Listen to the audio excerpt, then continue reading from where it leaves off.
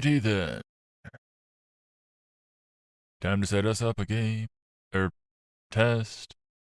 Actually, with this one, I'm not entirely sure. From screenshots, it looks a little bit more gamey. Like we can actually play it instead of just take it. Everything else set up?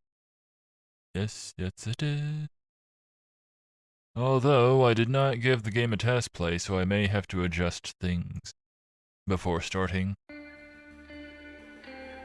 Okay, that's noise. A little bit loud, too. Ah, silent. Oh, jeez.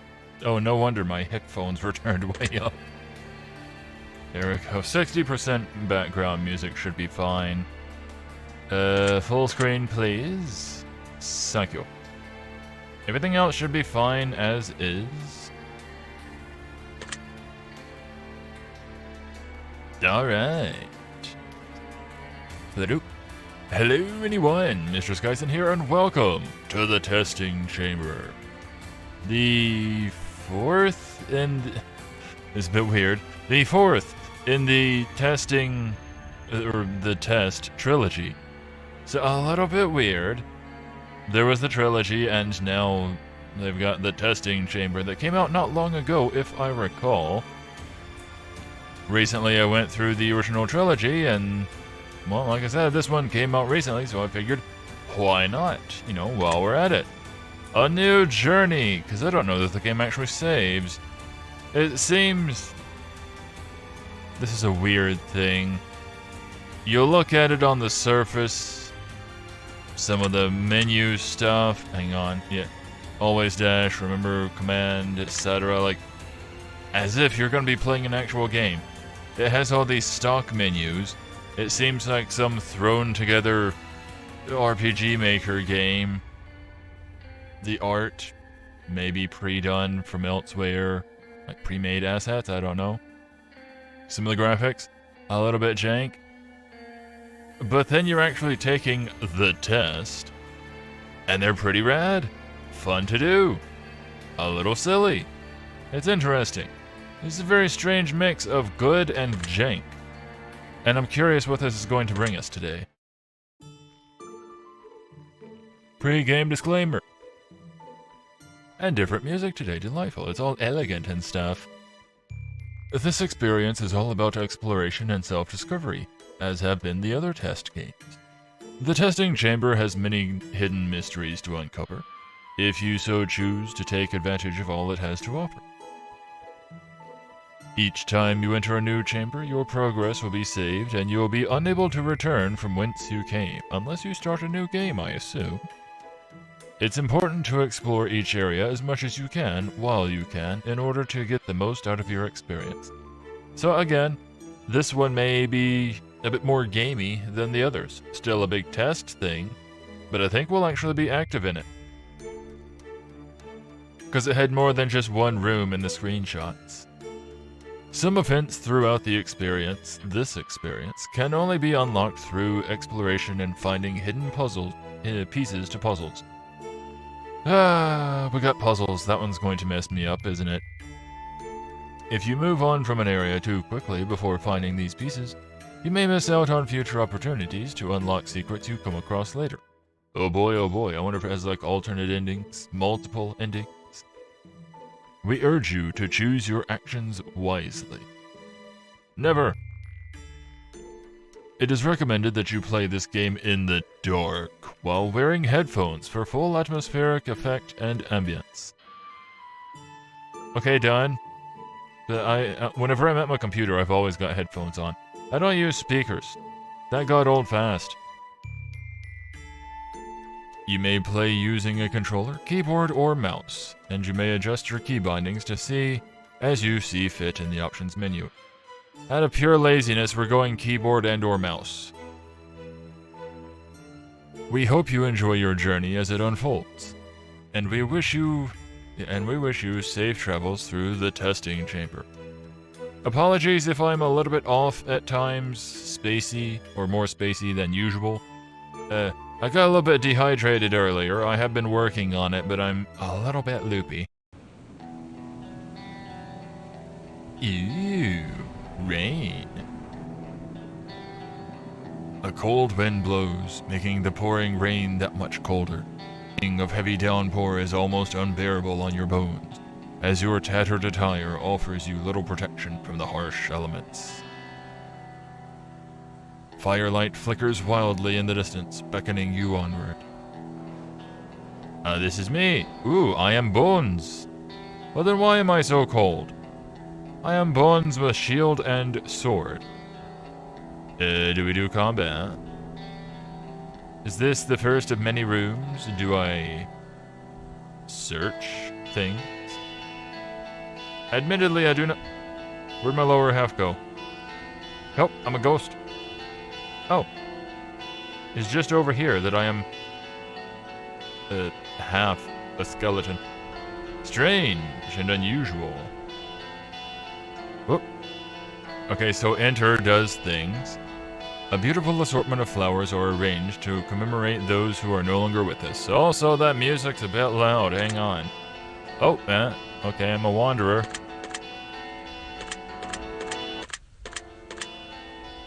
It only goes in 20s for some reason. So let's try 40%. Oh, a bit loud in my ear, you know. A stone mausoleum sits idle and welcoming. Lessons learned by those who have come before us or taken to the grave, waiting to be uncovered and learned once again. Neat. Beautiful assortment of flowers arranged to commemorate those no longer with us. Perhaps I should whip out my gamepad. I should probably come down here and explore things. The fire was welcoming, after all. Inviting. Yes, there's a glittery thing. What are you? A wanted poster. Butterfly wings wanted. These winged beasts are an unwelcome plague on these lands. All butterflies are to be captured and plucked apart on sight. Ew. Grave marker. Rest in peace, Mark Edwards. Forever loved, never forgotten. Interesting. Rest in peace, Sean Williams. You'll be eternally missed. A wooden grave marker tethered to with rope sits before you. What do you want to do? Read it or walk away. Why am I given the choice here? Read it. Here rests Sloth. Time waits for no one. Time will pass with or without you. This is true. In a year from now, you can be a year ahead, or you can look back at your life at a year prior and find yourself standing in the exact same position that you are right now. You don't have to want to move forward, but you do have to move. This is true. Sloth, my friend, is the enemy of greatness. Yeah, my eyes. Well, Sloth died. Again. Okay. Rest in peace. Sloth. Okay, well, it evaporated. Rest in peace. Felix Arvitz. Always in our minds, forever in our hearts. Are these supposed to be peoples, or just names put here? John Williams sounds familiar enough, but the other two not so much. A large iron flagpole stands tall and sturdy before you. A royal red banner flows freely in the wind. Yes, look at it flow. Honoring the souls of the dead that lay beneath your feet. Oops, sorry, I'm standing on you. Yada yada yada, yada yada. Cool. Beautiful assortment of flowers. I mean, if it's supposed to be puzzles and stuff and I should scour everything, you know, I suppose I should do that. The flames dance within the brazier. Light flickers and dims, just to wildly reignite with every breeze or gust of wind passing by. Nifty. Blah de blah de blah. Same thing, and the important thing, yes? A large stone mausoleum stands before you. A solid stone door guards the entrance. You get the sense that if you decide to venture forward, there might be no coming back. I walk away. I'm gonna go explore that northern area. What are you? Eastern path, the Lady of the Scales. Western path, the testing chamber. Question mark? Well, if that is the testing chamber, what is the Lady of the Scales?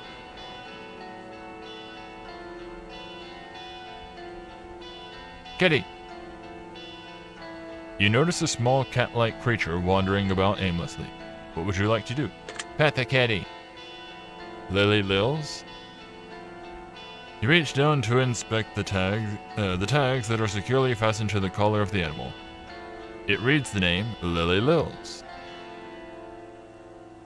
You give Lily Lils a gentle pat on the head. Meow. Well, I suppose in the last game it did say various people would be picked and put into the game. So maybe the names that we have read so far, and Lily Lils, are some of the people who have played the previous games and reported that they have done so. A twinkling light radiates from a crystallized object nestled amongst the flowers. What would you like to do? I wish to take this object. Oh, butterfly. You reach out and grab the twinkling object. It appears to be an encrusted flower petal, crystallized and preserved over time. Neat. Oop. That's a Twitch sound, isn't it? Or a stock sound that Twitch just uses. Point is very familiar. You have acquired crystalline petal. Oh snap. You see a shadowy visage of royalty appear briefly out of the corner of your eye. Your one good eye. You hear a faint whisper on the wind. She loves me. The visage disappears just as quickly as it came. That was not a visage, that was an entire person. Butterfly, though. I rip you apart. A small butterfly flutters near you. It almost seems as though it wants to be caught. What would you like to do? Pluck the wings from the butterfly. Be cruel.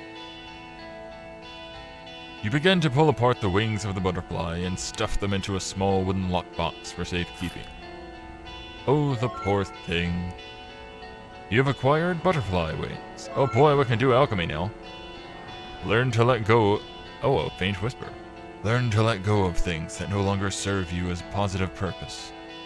For it becomes the burden of dead weight that you shall carry with you from one problem to the next. A thumping noise can be heard coming from the wooden lockbox, as if something is trying to escape from within. Yes? Huh. I really hope that they're not implying that you have limited inventory in this game. I hate limited inventory in games. Butterfly wings wanted. Okay. If somebody wanted butterfly wings, who do I turn them into? Perhaps the lady with the scales. I see nothing else of interest. A shrub. Hello, lady. A sculpture of a woman holding a set of golden scales stands tall before you. I don't know about standing tall, she's kinda slouched a little. As you gaze upon its architecture, you begin to get the sense that the lack of balance between the scales represents something within yourself. Do I? I wish to balance. Yada yada yada. Huh. So I cannot do anything with you. Okay, well, can't blame a guy for trying. So then I suppose that's everything here. Okay, Caddy. Meow. I walk away from the kitty because we have already interacted. Well, perhaps I needed those things that I have grabbed. I have found little else with which to interact. So let's go a-testing. Yada yada yada. If you enter, there is no returning. Death awaits. I open the door. You give the heavy stone door a solid push and it begins to open. Kerchunk. Jeez. The darkness emanating from the mausoleum is impenetrable. Something beckons you from within. It begins. The pungent smell of dirt and trapped rainwater floods the cavern air. You descend a rope into the unknown. Well, at least we'll be out of that storm. Autosave. Your game has been successfully saved. Yay. Hello. A rusted mining pick leans gently against the cavern wall. The handle is splintered and weak. This tool has surely seen better days, but its purpose has been served well. Good for you. I know not what you were mining, but it seems like you mine plenty. Give me those wings. Appears to have broken wing. Pluck the wings. Stuff them into a small wooden lockbox. Yay. Yay. Others won't remember the most beautiful face, nor the most beautiful body. At the end of the day, they will remember the most beautiful heart and soul. I don't know. A lot of people remember a lot of beautiful bodies. The severed wings seem to be spasming even after they've been removed from the creature. That's creepy. Somebody wanted the wings, so I'm getting wings, you know. An unmined ore vein protrudes from the cavern floor. Glimmers of copper shine here and there between the dirt and rock. Cool. I can do nothing with that. It's one of those types of games where you go around clicking all the things. Otherwise you might miss out. Nothing is left here but a pile of processed stone and dirt. This vein has been stripped of all potential value. Not that we can do anything about it. Oh ho! A twinkling light radiates from a crystallized object partially buried in the dirt. In the dirt floor. Also, it seems to be oddly grassy in here, or is that just dirt texture? What would you like to do? Take the object. You reach out and grab the twinkling object. It appears to be an encrusted flower petal, crystallized and preserved over time. Ah, there's gonna be a running thing with these, is it? Hit you again, but we can see less of you. The shadowy visage of royalty appears briefly once again. You hear that same whisper, faint whisper, just the same as before. She loves me not. And once again, the visage disappears into the shadows from whence it came. Eh? So hi, am I a born daddy today? A wide array of potions and elixirs fill the shelves, though they appear to be far past their expiration dates. Well, I mean, I am bones. I don't think that's gonna hurt me. Pretty sure I am past expiration date. A plethora of old books line the dusty wooden shelves. Most of the pages are disconnected from the spines, and the ink on the parchment has become illegible and lost to time. Pity. Hi, I'm new in town. Malachus? Nice armor, very shiny. You've come a long way to find this place, wanderer. Let's hope your search is not in vain. How do you know my name? Behind me lies the testing chamber. If you wish to enter, I must warn you first. Upon entry, you will not be able to return. You will go deeper, and deeper, and deeper into the chamber. Giggity. You will wander, you will search, you will be watched, and you will be judged. For what cause, sir? I am just a wanderer. And as you delve deeper, you will be unable to return from whence you came. Yes, that was established. But most importantly, you will have the opportunity to find the answers you seek.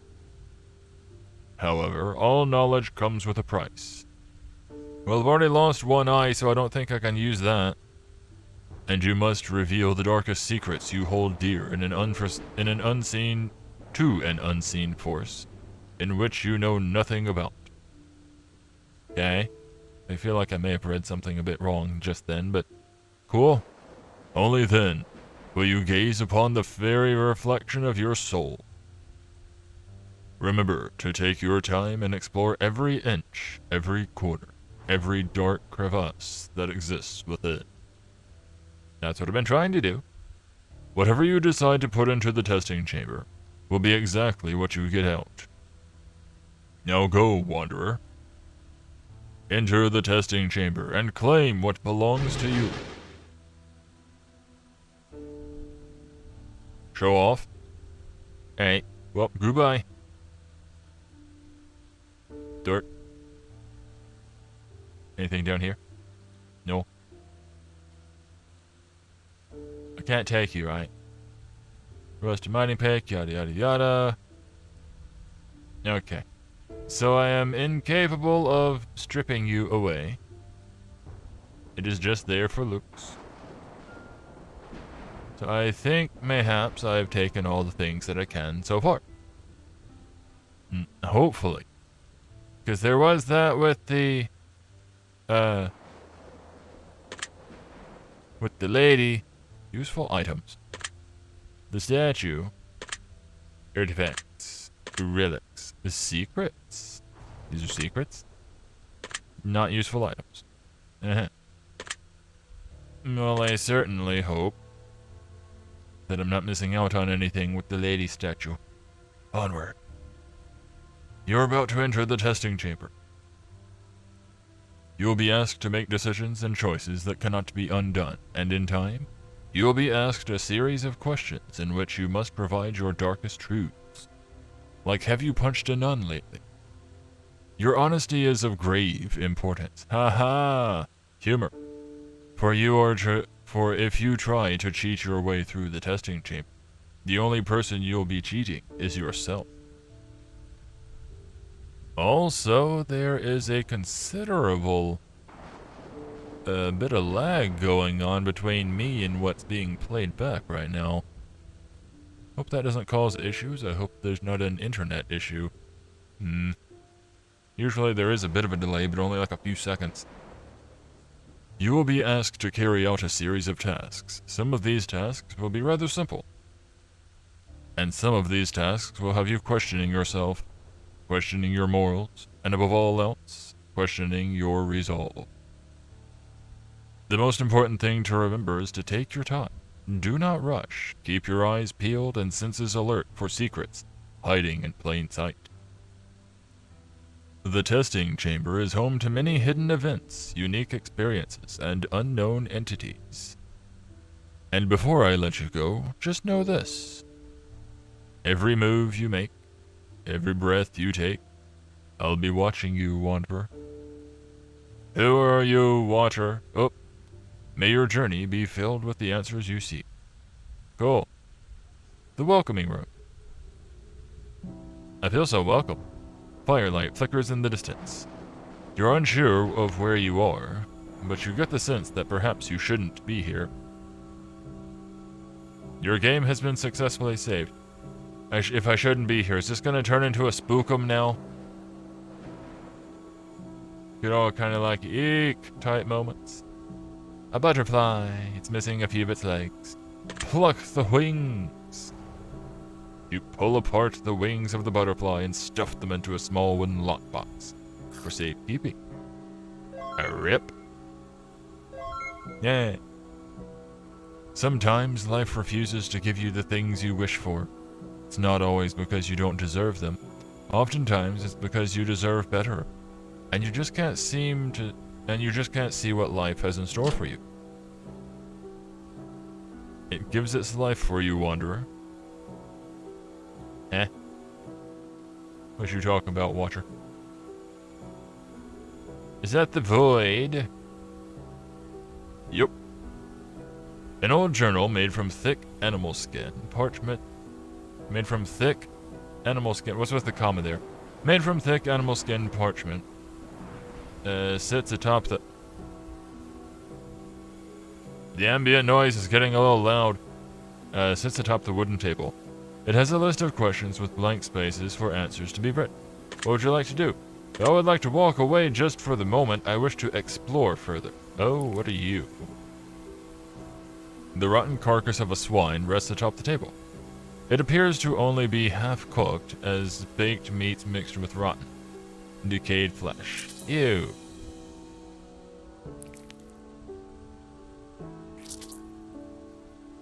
Ew, squishy. An old dusty clock sits on the wall. The hands of the clock have stopped, frozen on 1:11. Even though not actually. What do we got? A twinkling light radiates a crystal object wedged into a small crack in the bottom of the stone wall. That's a mouthful of words. What would you like to do? Take it. You reach out and grab the twinkling object. It appears to be an encrusted flower petal, crystallized and preserved over time. Yay! Hey, you again. She loves me. Bill? Gee, should I take this? How you doing? A stone statue of a veiled woman stands tall before you. Her expression is cold and stoic. What would you like to do? Lay a token at the feet of the statue. Walk away. A dusty leather pouch resides here. What would you like to do? Reach into the bag. Rests a wisdom token. It floats into your pocket as if it belongs to you. Cool. Whoop. Your decision has been noted. Your mark has been left. Huh? What'd I do? My reflection, it's all bloody. You gaze deeply into the mirror. You see no reflection. Well, I mean, I am undead and all that. I assume you are my way forward. Okay. Cold and stoic. I leave a token at your feet. You lay the token at the statue's feet. You hear a voice echo in your mind. Attraction plants the seed. Reflection grows our desire. Mirror the things we need. Flourish into what we admire. You have paid tribute and received a blessing of wisdom. Nate, your decision has been noted. Your mark has been left. You hear glass shatter in the distance. Jade, what was that? Is it bleeding? You gaze deeply into the mirror. Something begins to pull you in. But I wasn't done yet. No. I still had the book to do. That's just mean. You've somehow managed to find your way behind the mirror. How you got here is beyond your understanding. But the more important question you must ask yourself is just how are you going to find your way out? Is this that bad from the other testing games? He's all bloody.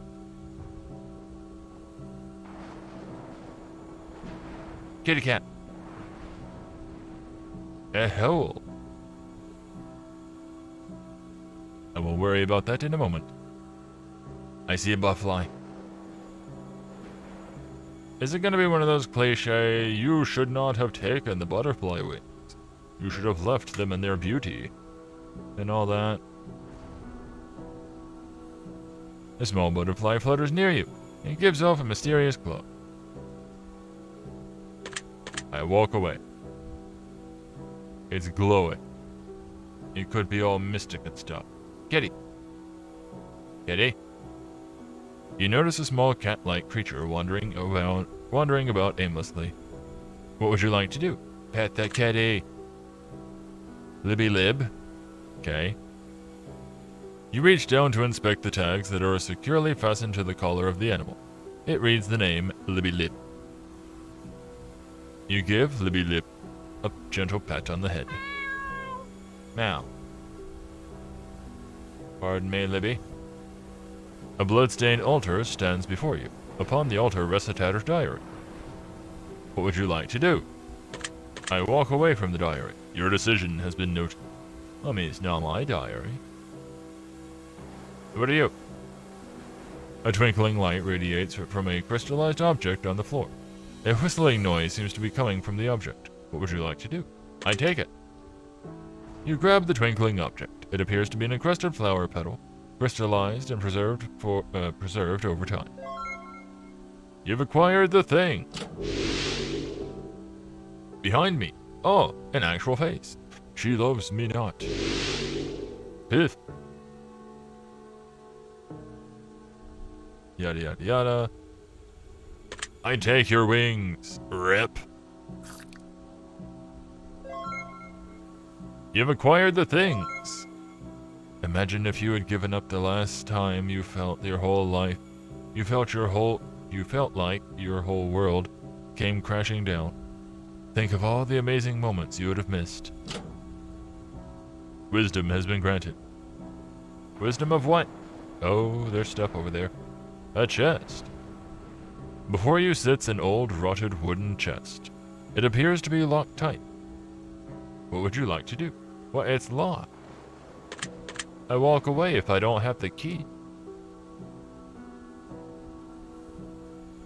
Before you stands an old iron gate. You try to open it, but the gate won't budge.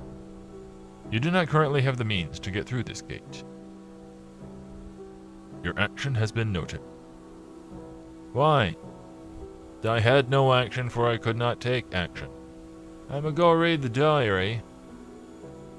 Maybe I will find the key. Oh, it says help. Oh, it's the help, blood smear from the other test games. And possibly the same altar. Blah blah blah. I wish to read the book. Your decision has been noted. Your mark has been left. Oh no. Oh, not again. Did I do a bad? Oh, first entry. We all grow frantic. We begin to panic. Impending doom looming over us now. Antagonistic antics, we grow manic. We spiral as we plummet towards the ground. We pray for the winged ones to come and save us from our fall. We pray to the watchful ones to guide us before we lose it all. We pray for sickness, health, greed, and wealth, mercy or reprieve. All our prayers we shout in vain to a God whom we don't believe. We must ask this of you before you decide to go. There's just one thing we wonder, desperately wishing to know. Just what would you do if only you knew, if you only knew, that the God you don't believe in doesn't even believe in you? Signed, the Madman. He sounds nice.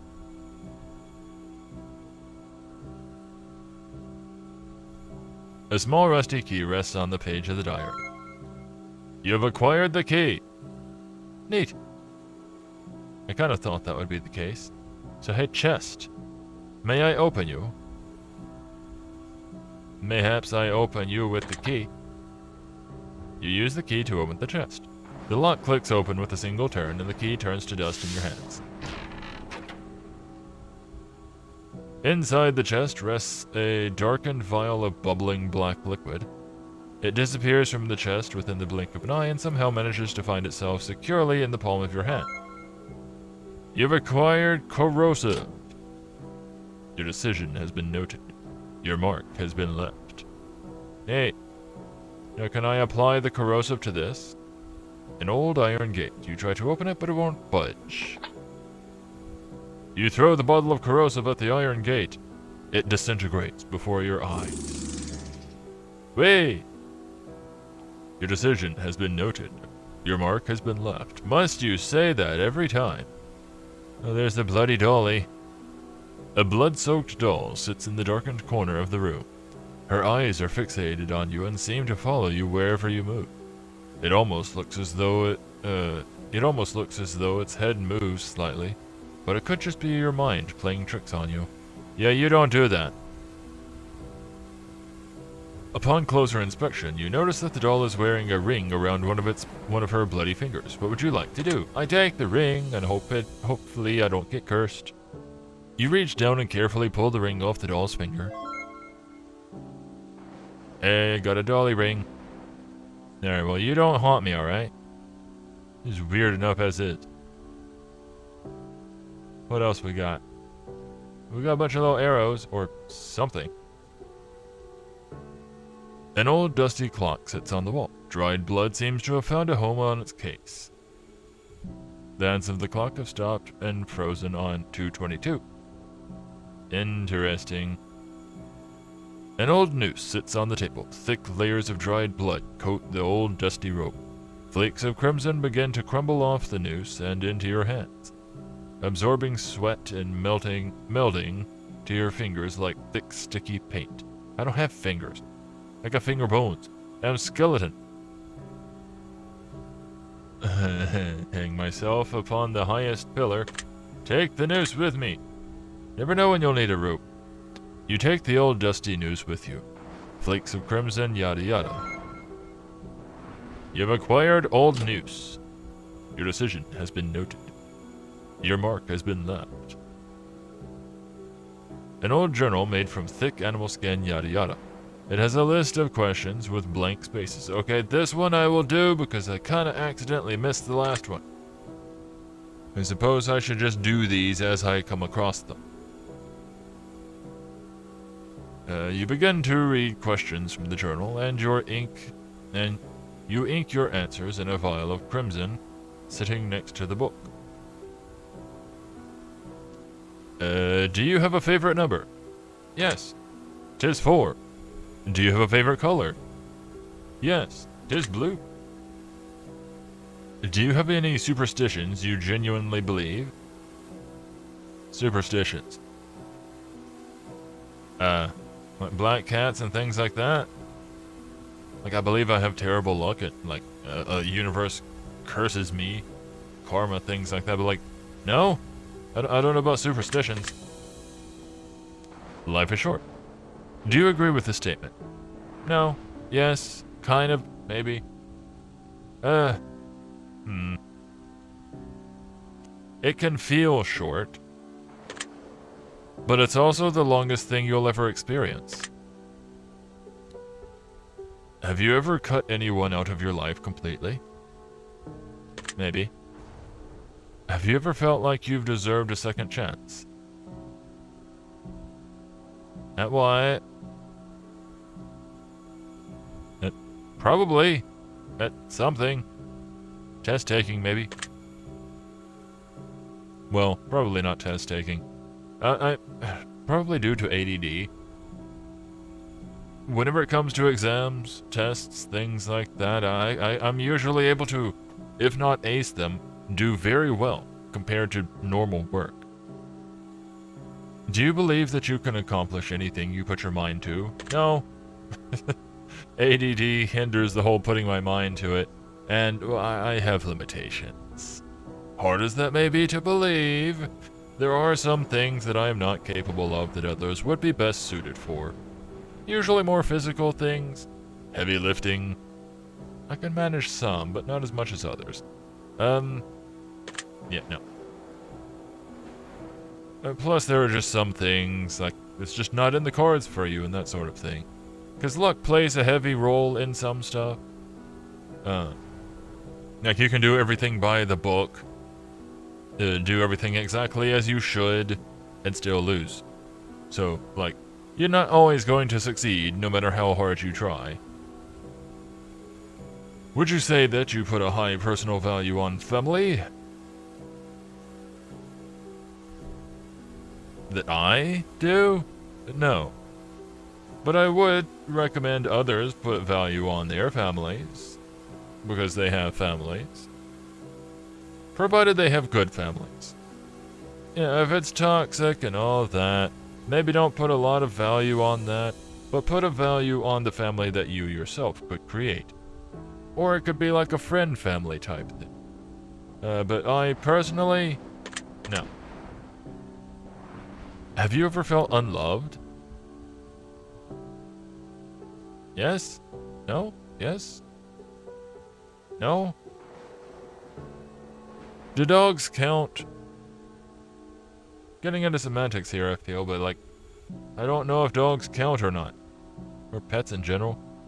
I'm gonna just say yes. Have you ever felt unwanted? Yes, very much so. Do you ever wonder if anyone is thinking about you?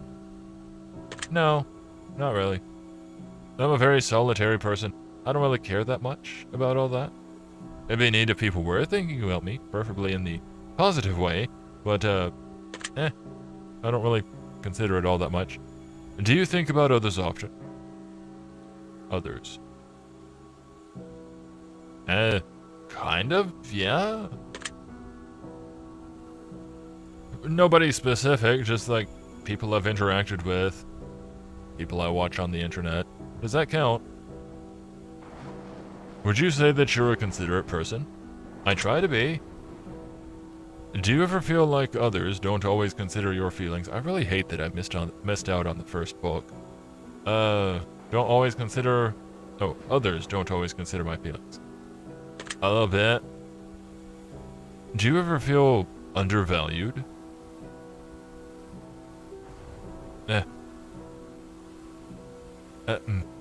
That's a complicated one.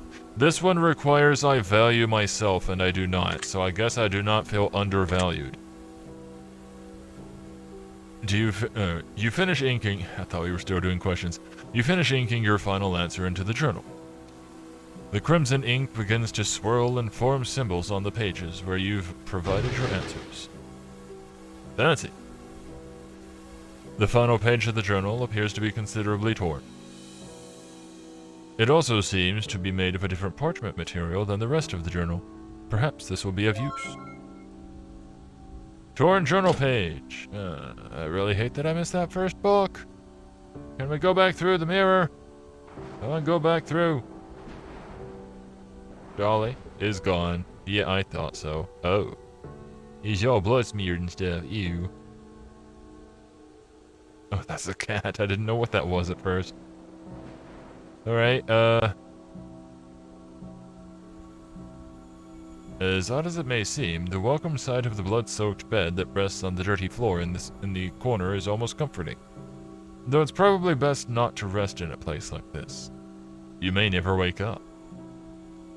Dolly, did you come over here?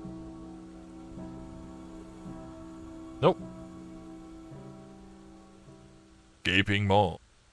The stillness, the silence, the abyssal darkness in the depths below.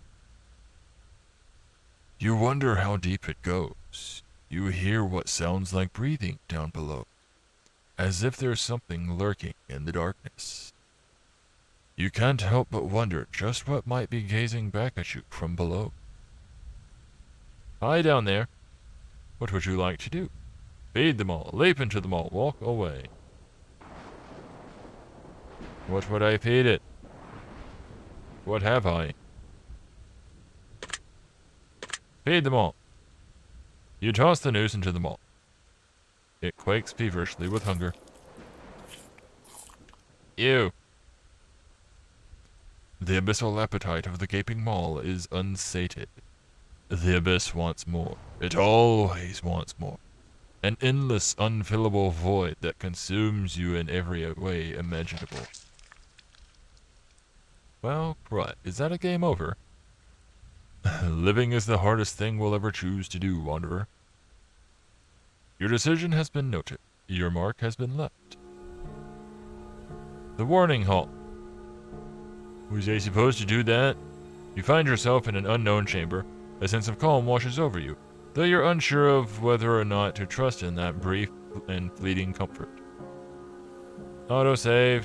I am getting very confused. Hello. Okay, it is different from the last place, or the first place, rather. Small butterfly. Strange, unfamiliar glyph appears on its wings.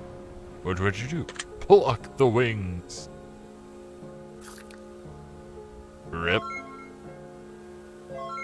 Yes. Life goes on one way or another, like it or not. You can choose to dwell on the past, or you can focus on the future you still have left. Life will go on with or without you. Indeed. A life for a blessing.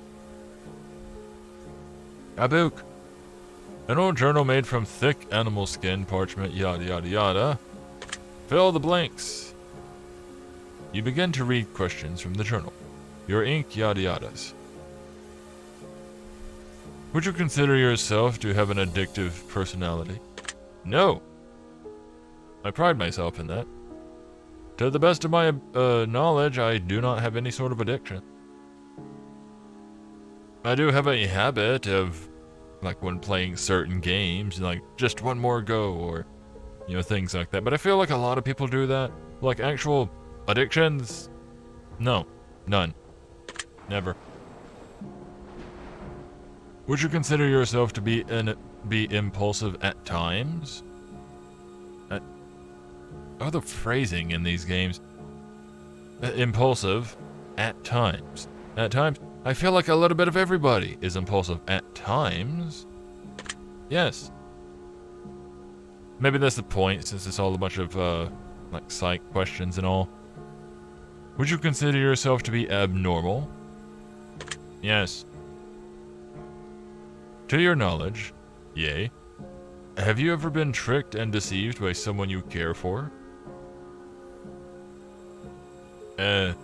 Tricked and deceived in what way?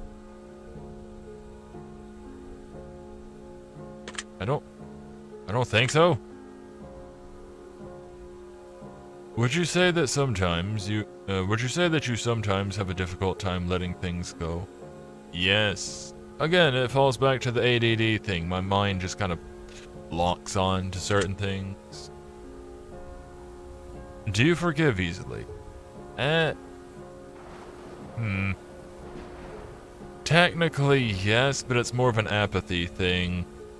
Like, I just simply don't care enough or can't be bothered to, like, hold a grudge or, you know, be in a state that requires forgiving them.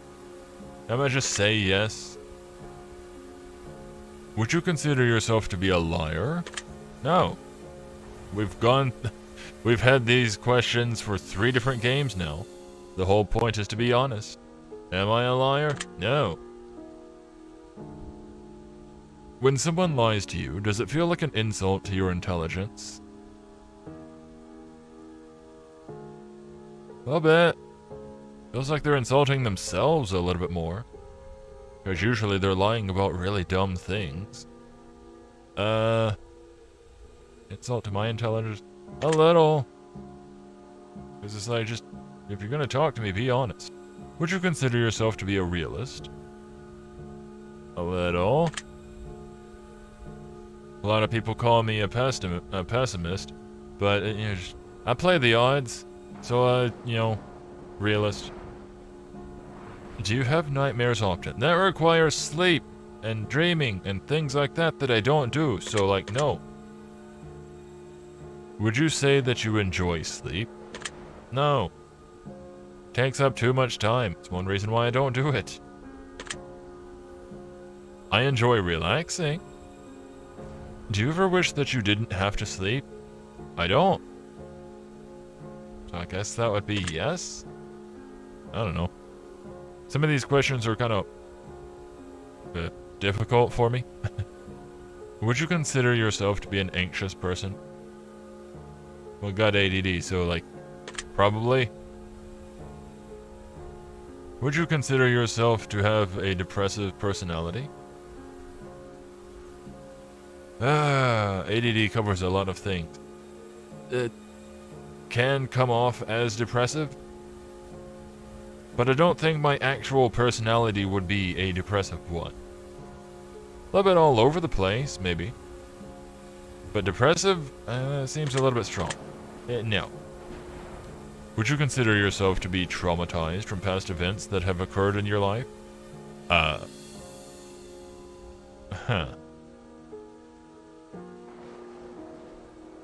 I feel like I would need to see a therapist to actually figure that one out.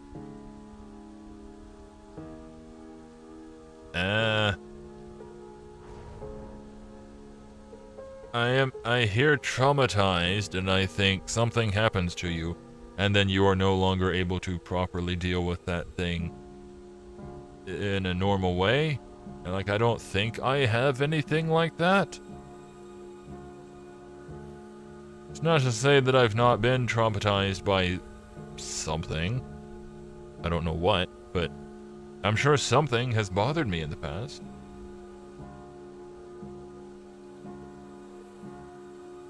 I don't know. Traumatized seems like strong words. Am I going no? I don't think so. I've had experiences, but I don't think anything actually traumatizing. You finish inking your final answer into the journal, yada yada yada. Woo! Neat. The final page of the journal appears to be considerably torn, and you take a piece. Yay. Yeah, hopefully it doesn't come back to bite me that I missed the first book. Bugs me. A sealed envelope sits atop the wooden table. What would you like to do? Open it. You open the envelope and reveal what's inside. Oh no, it's the gaping maw again. It's a handwritten letter addressed to seemingly no one. It reads, "To whomever this may concern, I came here looking for answers. What I found, however, was far more than I had bargained for. I urge you to turn back now and leave this place, for it has already claimed too many desperate souls, seeking answers to questions that ought not be asked. If I can do one good deed with the last moments of my life, then let it be to leave this warning for the next poor unfortunate soul who may find them in these halls. Turn back now. Sometimes questions are better left unanswered. Signed, a friend." Delightful. I will not heed your warning, for I cannot heed your warning. There is no exit. There is only forward. You put the note back in the envelope and leave it on the table, because I am neat and tidy. Are you 333? Dusty old clock. A hole in the bottom where a critter might have made its home at one point. Critter. Yep, 333. With the ball. A plant. A leafy planter sits on the table in the corner of the room. It looks as though it's been freshly watered. As you look closer, you notice there's a 4-leaf clover among the leaves of the plant. What would you like to do? I take the clover. There's been a lot of knot puzzles going on, so I'm confused. Do I need to be taking all these things? You carefully pluck the clover out of the planter and the whole thing wilts away. Yay, I got a lucky clover. Yay, oh. Petal. Crystallized object has been tucked into a shallow divot within the stone floor. What would you like to do? Yoink. It appears to be an encrusted flower petal, crystallized and preserved for time. Over time. Hi again. She loves me. Neat. A crystal ball sits atop the blood-stained table. It gives off an eerie, dark energy. What would you like to do? Rub it. Peer into it. Walk away. What are these doors? Before you stands an old wooden door with an iron handle. Would you like to open it? No, no. Ah, alright. Before you stands yada yada. No. I am concerned now. A large heavy chair sits against the stone wall. It appears to be made of clay and feels cold to the touch. Ew. Bloody table. The tapestry on the table is red and silken, though it is unclear whether the tablecloth was red before it was stained with blood or merely after. That gonna be the same here? Yep. Ew. With the ball. I rub the ball. Make it clean. You press your hand firmly against the crystal ball. It feels cold to the touch. Suddenly you feel something inside your hand. When you pull your hand away, a wisdom token is revealed. How delightful. Your decision has been noted. The sound of a door unlocking can be heard in the distance. Neat. With the ball. May I look inside you? Oh, wait. Since the top's a thing, it no longer gives off energy of any kind. Oh.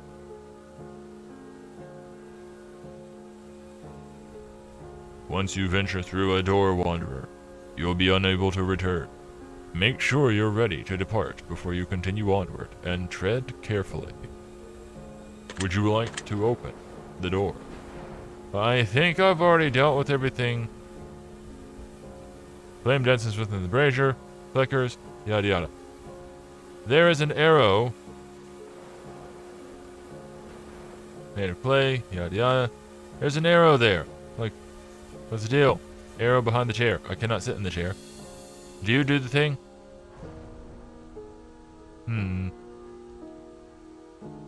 Yeah. Yeah. No. I think I've dealt with everything in the area, yes. Oh, were you already like that? Blah, blah, blah. Strange symbols. Huh. I guess I never noticed that they got the symbols like that. I take the left door.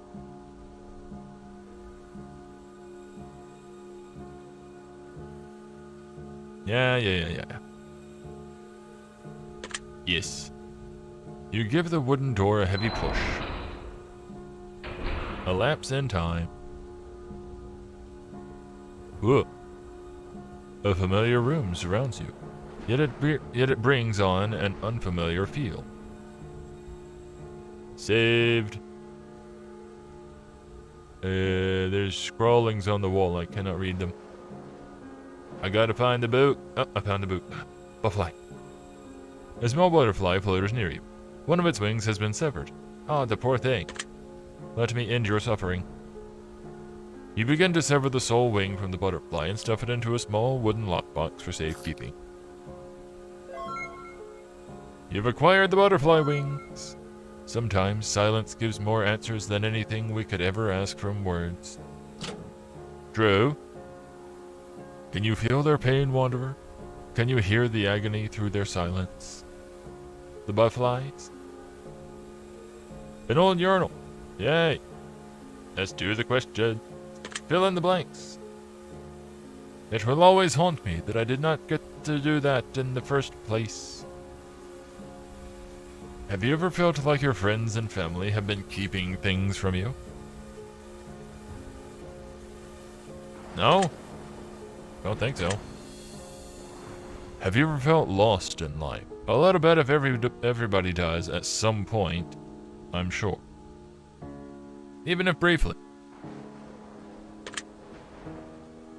Are you confident in your ability to lead people in a successful direction if a situation required it?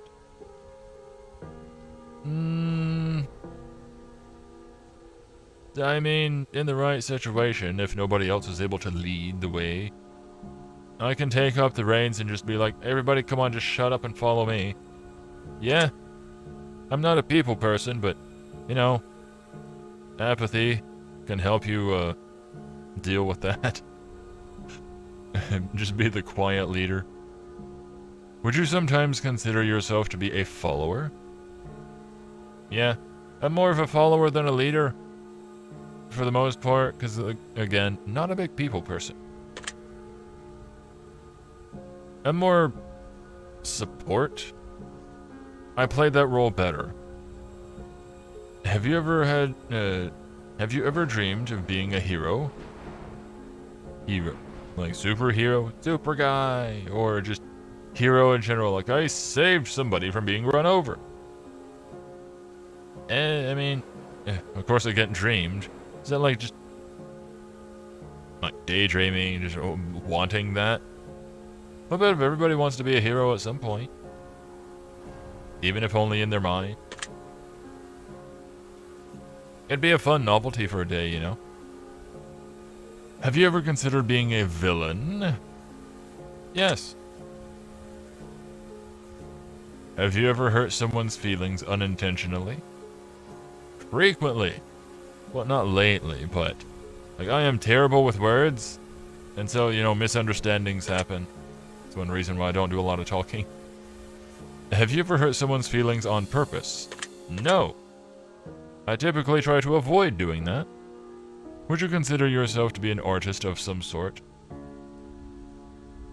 By technicality, yes, considering I do YouTube, even though I am currently on extended hiatus. You know, doing the videos and all that is technically an art form. Plus the thumbnails and all that. I used to doodle. That was decades ago, and I doubt I would be able to draw anything at this point. Do you feel respected in your day-to-day life?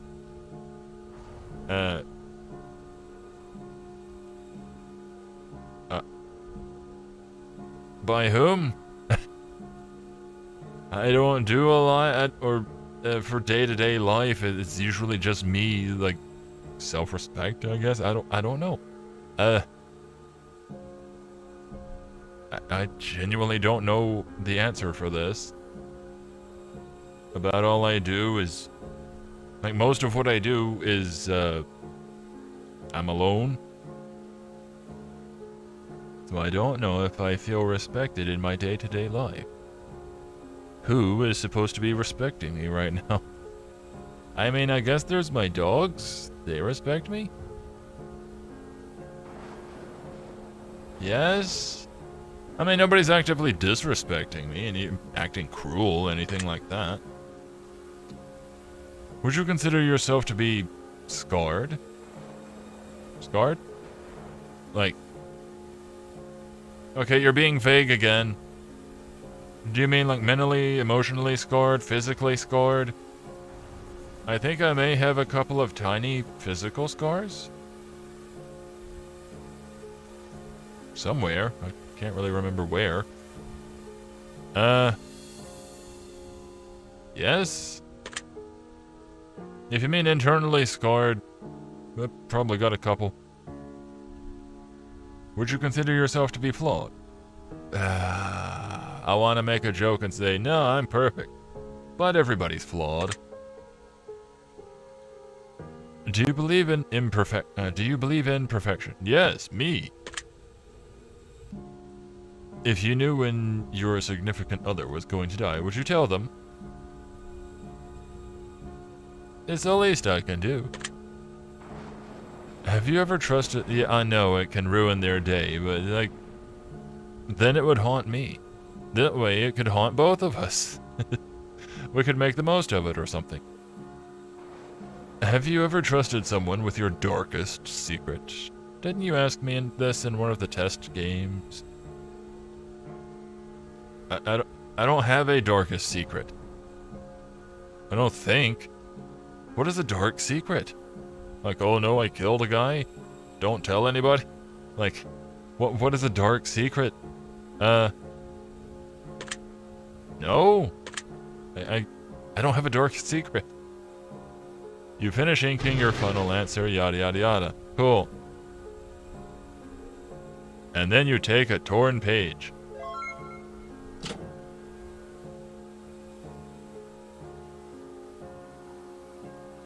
Are you going to be 444? An old dusty clock sits on the wall. A ticking noise can be heard from within, yet the hands seem to be unmoving. 444. What are you? Chain chest. An old wooden chest rests before you, locked and chained shut. A handprint seems to be carved into each side of the chest, along with a set of words. The two words are as follows. Dream and nightmare. What would you like to do? Rest my hand on dream or on nightmare? Let's do dream. Ow! The chain on the chest breaks with a loud metal clank. The contents of the chests are yours for the taking. Acquired angel's feather. Hey! What would the other one have been? Raven? Demon? You have made your decision, Wanderer. Keep this with you as you continue your journey, for it will be of importance to you as you gaze upon your reflection. Okay? Hi, lady. A twinkling light radiates from the crystallized object. Take the object. It appears to be an encrusted flower petal, crystallized and preserved over time. Hey, guy. She loves me not. Bye, guy. He seems nice. Hey, are you that one that disappeared earlier? A wooden grave marker tethered with rope sits before you. What do you want to do? Read it. Here lies lust. Earlier it was sloth, now it's lust. We got a thing going. Lust would choose to keep the body and get rid of the soul. Love would choose to keep the soul and happily accept whatever body comes with it. There exists few diseases quite so destructive as lust. Ah, my eyes. Poof. Neat. I already have a wisdom token. I present it to you. A stone statue of a veiled woman stands tall before you. Her face is splattered with blood. That's concerning. What would you like to do? Lay a token at her feet. You lay the token at the statue's feet. You hear a voice echo in your mind. It is best to judge one by the questions they ask, rather than the answers they give. That's fair. Secret unlocked. You have paid tribute and received a blessing of wisdom. Your decision has been noted. Your mark has been left. The sound of a door unlocking can be heard in the distance. I choose the one without the smoldering remains. I have done everything, yes? Ah, yes. Various notes are scattered across the table. Though upon closer inspection, they appear to be written in a strange language you've never seen before. Oh, okay. A bizarre alphabet of sorts, mixed with strange symbols, drawn in blood, cover the cold stone wall. Okay. Sometimes it's just decoration. Time to pick a door. I choose the same door I've already gone through. Would you like to open the door? Yes. You give the door you give the wooden door a heavy push. Old friends die hard. Ah, what was that rumbling? A faint growl can be heard briefly in the distance. It fades just as quickly as it came, and you wonder if you ever even heard it at all. Reading comprehension seems to be dropping right now. I apologize. Book! Wait, time. An old dusty clock sits on the wall. The initials TTT are carved into the top of the case. 5:55. It's gonna get a little bit awkward if the next one is 6:66, and then beyond. Clocks don't do that. An old journal made from thick animal skin. Do you wish to answer the questions? Yes. One moment.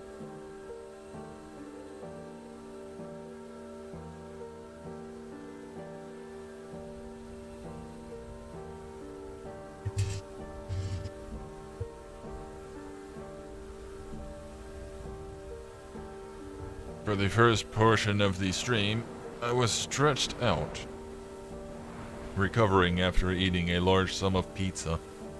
I feel better now, so I'm sitting upright. Yep. What do we get? Would you consider yourself to have a great deal of empathy? Oh, I always forget the difference between sympathy and empathy. Empathy is the ability to feel as others feel, yes? I gotta say no. I can sympathize with people, especially if I have experienced a similar thing. Empathy, that one's a little bit harder for me. I can fake it if you hum a few bars, but that's about it. Would you consider yourself to be a romantic soul? Yeah. Which form of romance?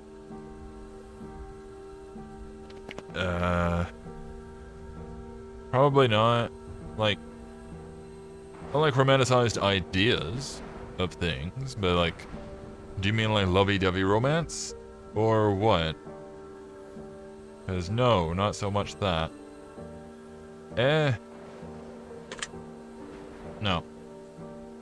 I can fake it, but like, no. Do you ever make reckless decisions that you later end up regretting?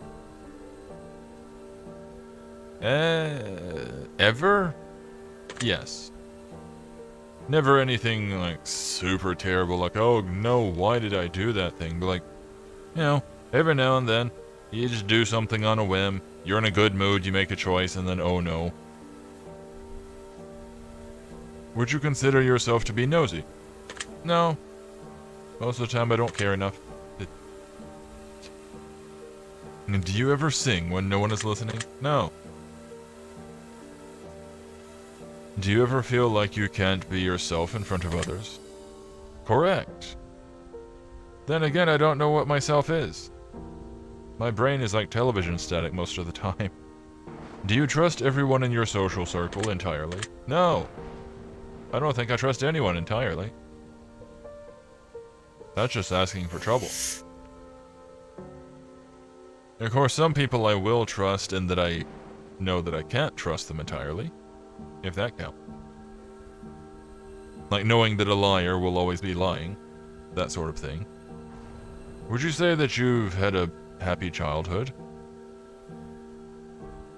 I don't think I have an answer for that one. Happy childhood. What's happy? I don't know. No. Skysen old, you know. Can't be remembering things that happened before the universe.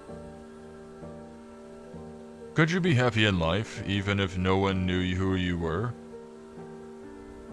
Probably. Especially if no one knew who I were. Or even was. Would you be happy being a performer for a living?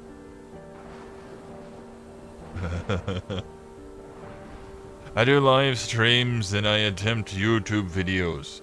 If I could do that for a living, I would absolutely enjoy it. Do you typically avoid big parties or social gatherings? Yes.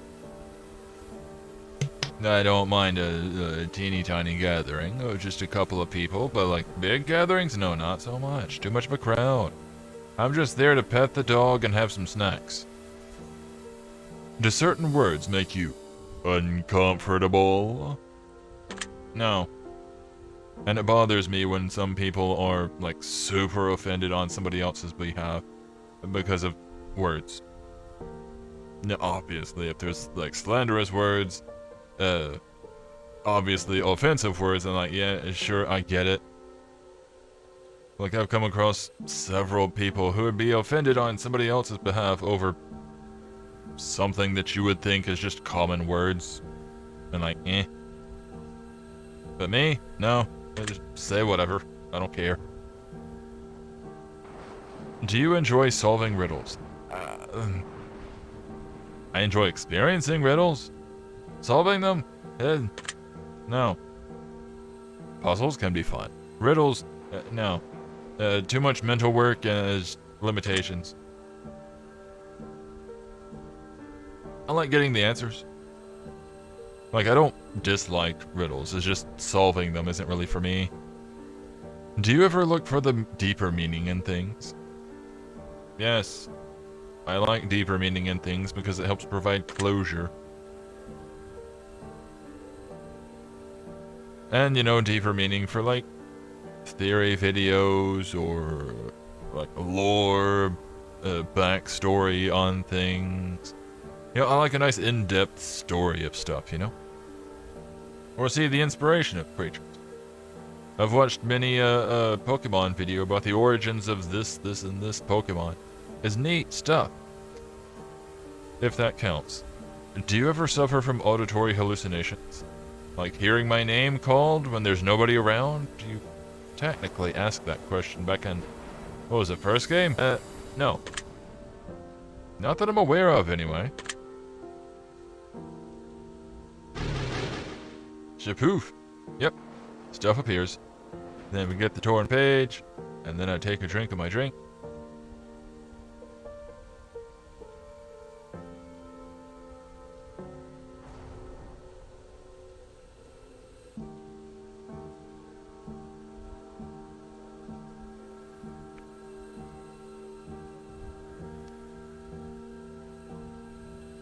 A very large drink of my drink.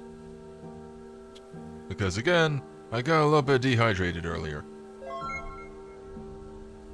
Granted, I don't know how much a large thing of orange soda is going to rehydrate me. But it's technically liquids. There's a butterfly. Butterfly, gimme those wings. A small butterfly flutters near you. It's covered in a viscous green liquid. How are you flying? I pluck you. You begin to pull apart the wings of the butterfly and stuff them into a small wooden lockbox for safekeeping. That was awfully crunchy for them to be wet. It's important to love and appreciate those who saw you when you were all but invisible to everyone else who gazed upon your being. Yeah, I get that. Do you enjoy the soft sound of their supple wings snapping as you pluck them from its body? What, that little crunching noise? Not really. But you know, there was a wanted poster, so I figure. A pile of tattered scrolls sits in a heap, piled high in the corner of the room. What would you like to do? Read. You select a scroll from the pile and begin to read it aloud. That's not right. You're interrupted by the sound of a monstrous guttural bellow coming from the very walls that surround you. Perhaps these scrolls aren't meant to be read from.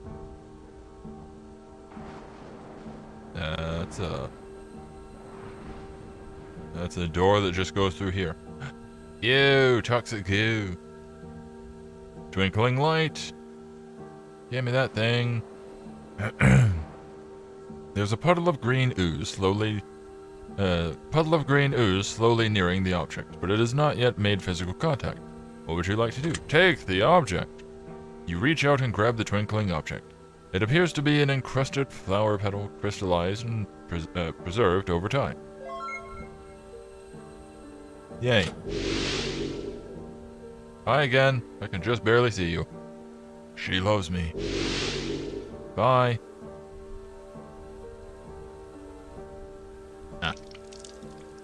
A steel keg seems to be bleeding a profuse amounts of green ooze.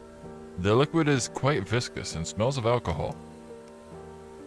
You notice that a small glass vial sits within the alcoholic sludge. What would you like to do? I take that vial. You carefully pull the vial from the sludge and pocket it. I have pockets. Vial of toxicity. Neat. Am I to splash it upon one of you? And we'll come back to you. Okay, we're here. Oh, okay. We have door here and door here. So I gotta pick one, which is kind of weird because it's in walls.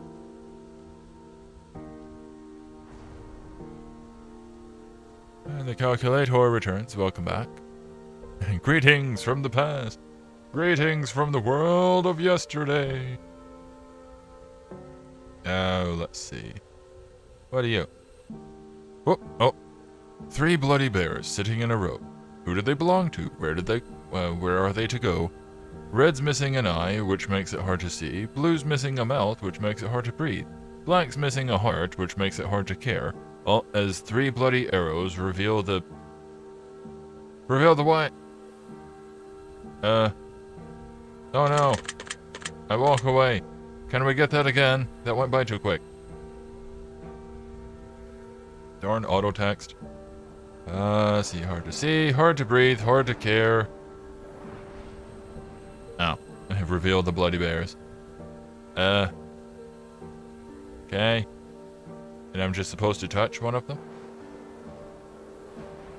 I touch the blue bear.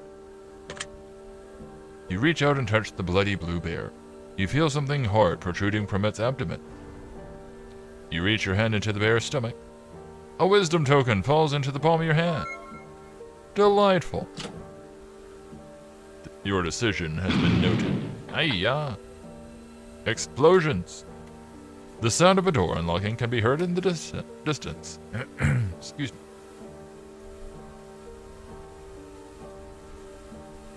I like the starry void that's outside. Well, we've been going left all this time. We may as well keep on. Wait, have I read you? Yeah, you were 555. Yeah. What are you, door? Wooden door. Let us enter.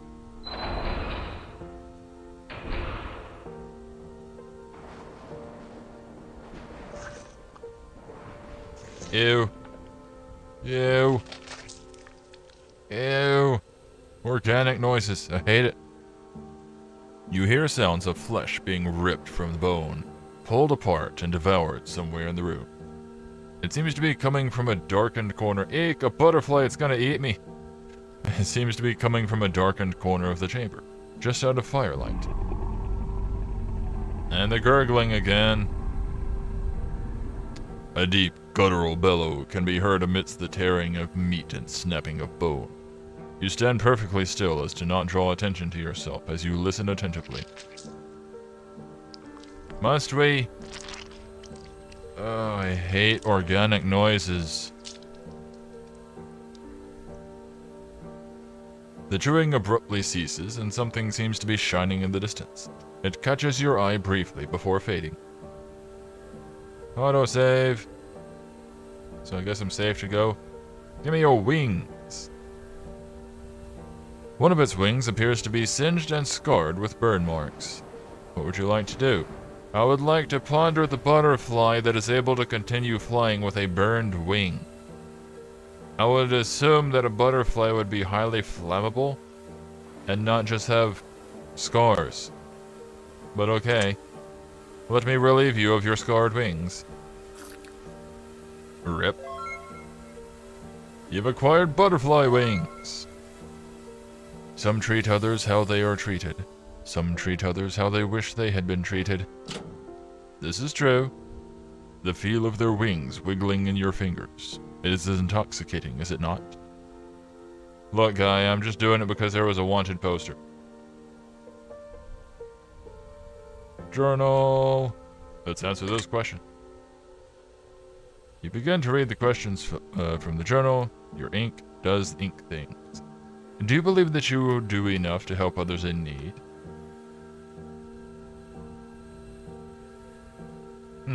Do I?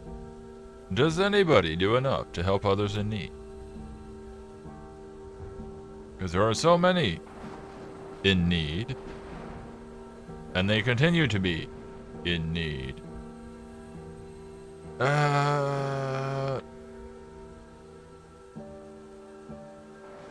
If it's people that know me, or that I know, or whatever, that are in need and I help them, then yes, I do enough. But if you mean like actual people in need of things, probably not. But I don't know to whom you refer. No? Do you believe that you can rely on those around you to take care of you if need be? No. Partly because there are none around me. Except my dogs, and I don't think they can take care of me. Do you ever see things that aren't really there? Visual hallucinations? First you asked me about auditory hallucinations, and now visual ones? No.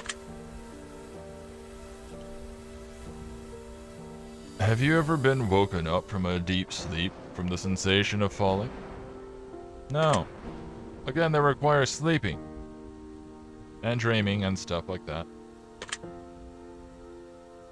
There's nothing to fear but fear itself. Do you agree with this statement? I've never fully understood that statement. Why be afraid of fear? How does that work? Would that not be a self-feeding loop and you would just constantly be screaming in fear?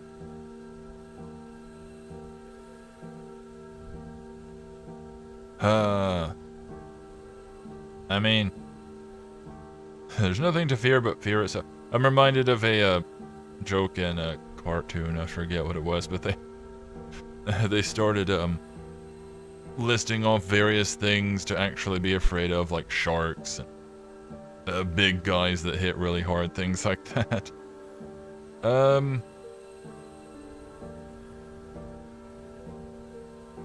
I don't know. Do I agree with this?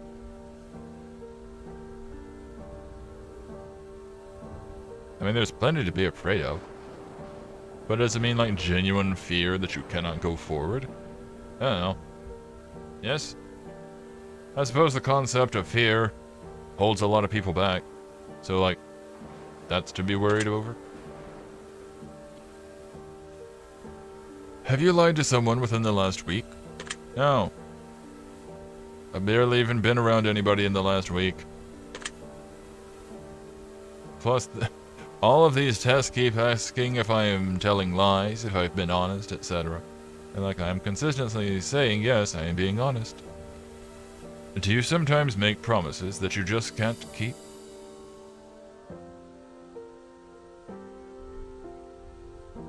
Not intentionally.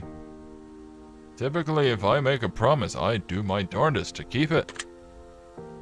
So do I sometimes make promises that I just can't keep? No. Even if I gotta take a rain check, I will do my best to do the thing, whatever it is. Would you consider yourself to have a guilty conscience?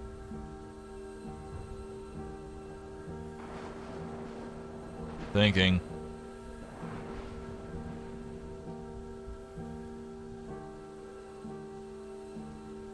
Yes, but it is unnecessarily so, and I acknowledge that.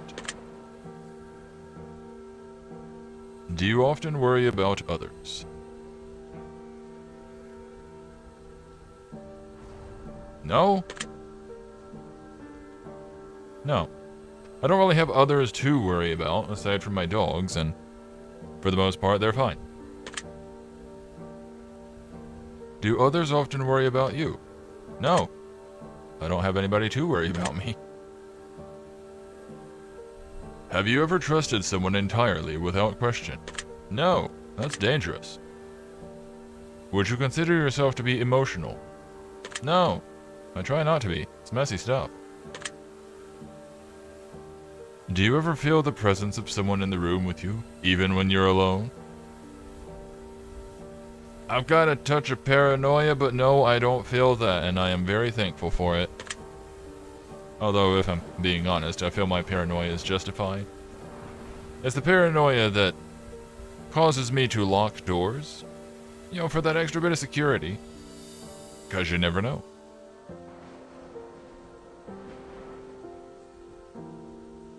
Yeah, I do not feel that presence. Do you believe that everything in life will work out exactly the way it's supposed to? Absolutely not. Because you never know when something's suddenly going to take a left turn. Do you ever hear random knocking noises around you? I did hear a loud thud recently, but I'm pretty sure that was like one of my dogs or some other, creature. But just at random, whenever? No. Egad, a random knocking around me.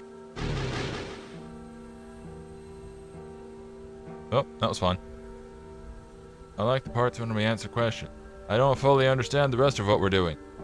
It also seems to be made of a different parchment, yada yada, with the torn journal page. Yay.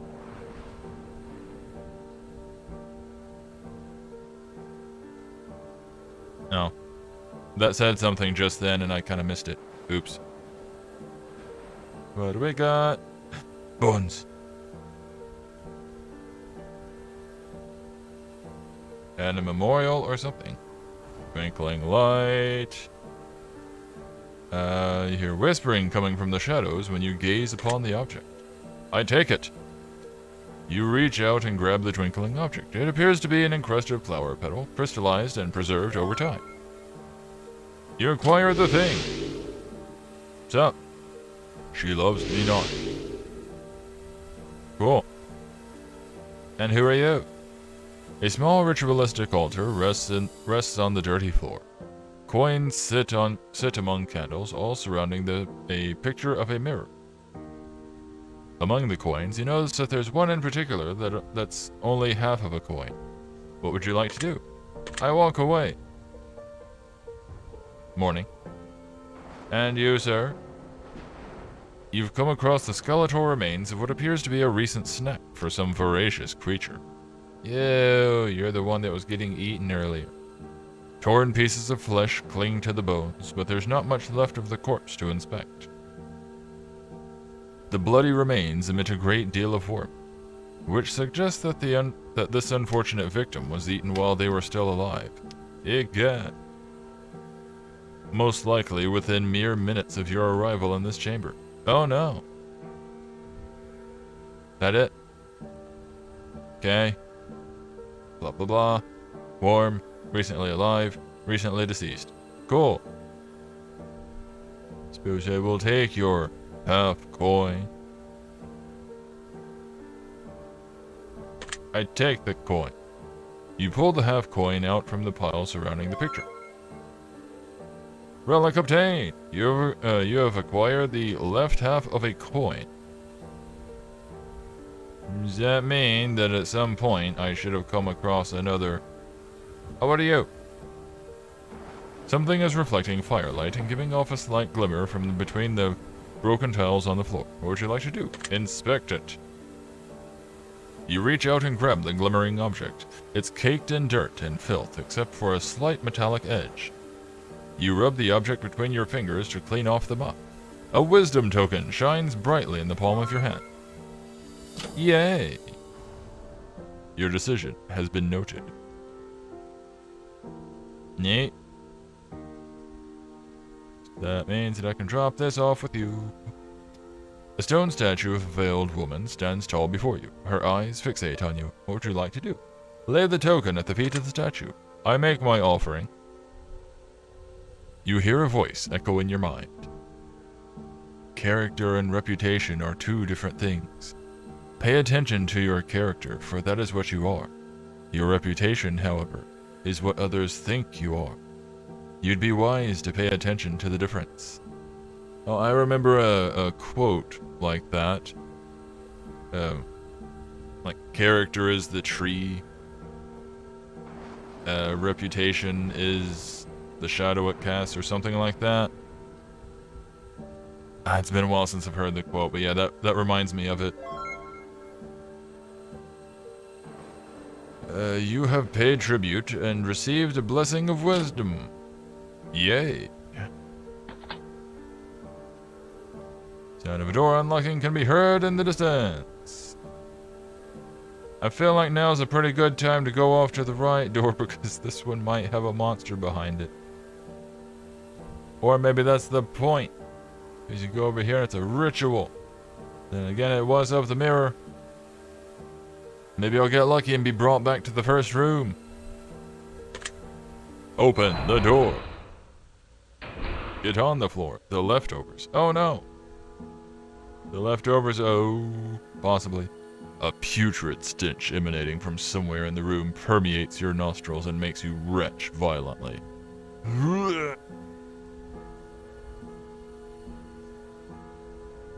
Blood. Dinner. A rotting plate of God knows what sits on the filthy, blood-splattered floor. Maggots crawl in and out of the rotting refuse and flies swarm in a heap. What would you like to do? Walk away. Just walk away. This is probably for the best. Plot. What time do you say? I see a butterfly. You can see the reflection of the room in the case of the clock. However, you cannot see your own for some reason. I'm a ghost the whole time. Oh no. 3, 2, 1. Fascinating. Hello, hello. Shiny. A twinkling light radiates from the crystallized object on the floor. Upon closer inspection, it appears to be covered in blood. What would you like to do? I take it. You grab it. It appears to be an encrusted flower petal, crystallized and preserved over time. Yay. So, she loves me. Give me you. A small butterfly flutters near you. It doesn't put up much of a struggle as you're attempting to capture it. What would you like to do? Rip off its wings. You begin to pull apart the wings of the butterfly and stuff them into a small wooden lockbox for safekeeping. Rip. You've acquired butterfly wings. You can't love who you are if you hate how you got here. This is true. Do you understand how fortunate you are, Wanderer? To be you, instead of them. I could be them. End of this journey, I could have my wings ripped off. A wooden grave marker tethered with rope sits before you. What do you want to do? Read it. Rest in peace. Envy. Jealousy and envy are our internal consciousness and confession of our own inferiority, and an admittance of another's superiority for what it is we feel. We ourselves are lacking. What it is we feel we ourselves are lacking within us. My eyes. Alright, cool.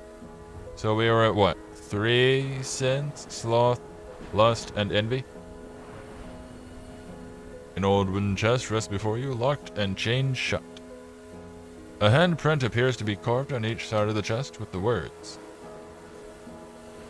The 2 words are as follows: food and water. What would you like to do? Rest your hand on food or rest your hand on water? I could go for a drink. Oops, I broke it. A metal clank of the loud variety. The contents of the chest are yours for the taking. You have acquired glass bottle of water.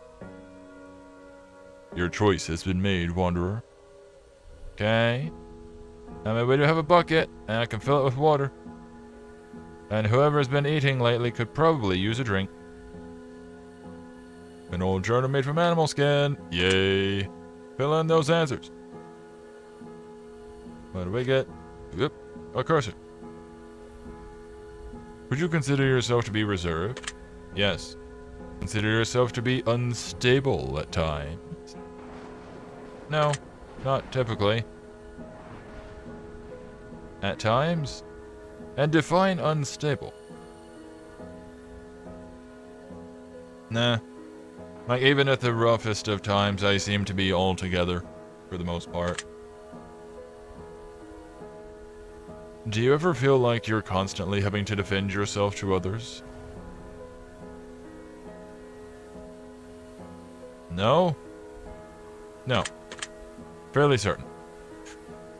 Have you ever stood up for someone who you probably shouldn't have? Probably at some point. It doesn't happen often, but... Has anyone ever stood up for you during a time where you were in the wrong? No? It's never really necessary. I don't get into conflicts that much. Would you give your life to save someone else's, even if that person might not deserve it? Well, I mean, if they don't deserve it, then why bother? Do you value other people's happiness over your own? Yes. It's one reason why I like giving them gifts and things. I will buy stuff for somebody else before for myself. I'm strange like that. Of course I do it selfishly because I enjoy getting their reactions as I give them things. Would you consider yourself to be selfish at times? Yes. I literally just explained that. Would you consider yourself to be selfless at times? Also yes. Then again, I feel like those 2 questions apply to everybody, being both selfless and selfish at times. Everybody is something at times. Do you ever feel like others judge you without getting to know you? I feel like that is literally everyone with everyone. First impressions and all that. Do you typically make friends with people who are very similar to you? I don't make friends, but I suppose if I did, they would be, like, similar interests at the very least. Would you consider yourself to be a loner? Absolutely. Would you consider yourself to be shallow at times? No. I don't like shallow. Do you ever judge a book by its cover? I assume you mean as the general statement.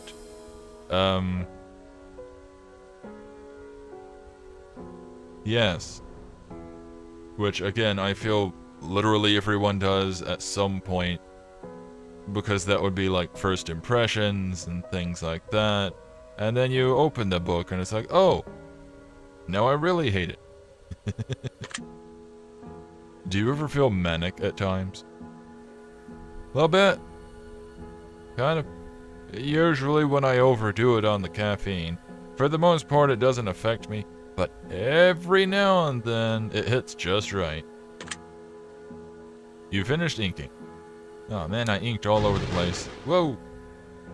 I always forget about that. Final page, yada yada. Torn paper. Cool. Whoop, cursor out. See, what else did we have? I think I've done about everything. Yep. Let us fill you with water. And decrepit. Ooh, that grammar. And decrepit wooden bucket sits on the floor. Sits on the dirty floor. There's a note sitting in the bottom of the bucket. Upon further examination, you notice a crude dagger alongside the note. The note itself reads, "No sacrifice, no entry." What would you like to do? Cut myself with the dagger. Place them back into the bucket.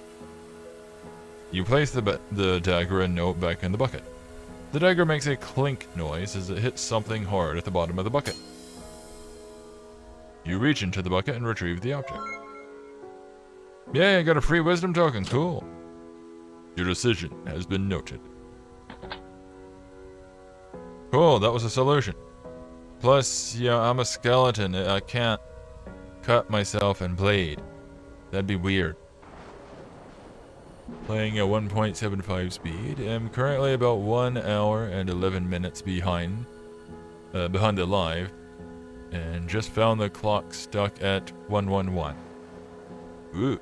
Wait, how long? Oh geez, it's been 2 hours now. Eeh. I do not know how long this game is.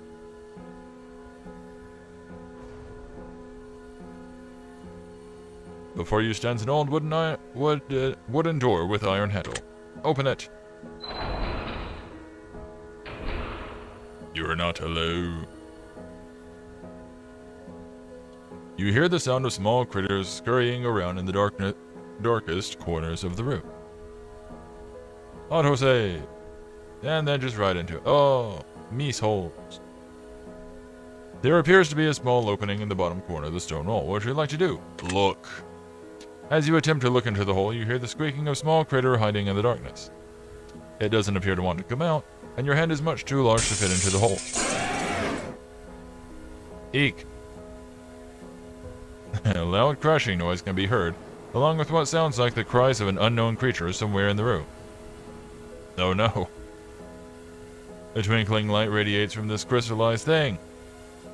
It's almost entirely covered with sticks, leaves, and other debris that was most likely collected by a small critter of sorts, like that butterfly. What would you like to do? Take it. You grab the twinkling object. It appears to be an encrusted flower petal, crystallized and preserved over time. You've acquired the thing. Sep, I can't see you, but I know you're there. She loves me not. Cool. Time. An old dusty clock sits on the wall. The wooden case is splintered and falling apart. Hands on the clock have stopped and frozen. 12:34. 1, 2, 3, 4. Cool. So I wonder what we heard. What is in here with me? Eek! A bloody cracked mirror. Give me your wings. A small shard of glass is embedded in its wing. Oh no. Let me rip them off. You begin to pull apart the wings, yada yada. You've acquired the things. We are not given a good life, nor a bad one. We are, however, most certainly, given a life. What we do with it is our own concerns. Imagine if that were you on the other end, as your arms were ripped from your body. Yeah, that would suck. Fortunately, it's not me. An old journal made from thick animal skin, yada yada yada. Let's answer those questions. Still regretting not answering the first ones. Happens if you play through the whole game and don't answer any of them. Have you ever feared what may lurk in the dark as you are trying to sleep at night? Well, I don't sleep. But no. Although that's partly because I've always got some sort of light in my room. Like there's always at least a dull glow of something. Do you find that you get bored easily when you're on your own? Game. I've got ADD. How many times do I got to tell you this? Yes. I constantly have to be multitasking. I constantly have to be doing at minimum 3 things. And even then I'm still bored. Do you often find ways to keep yourself entertained? I try. Desperately. Would you say that you're someone who enjoys their own company? Over others, yeah, typically. Do you typically get along well with others?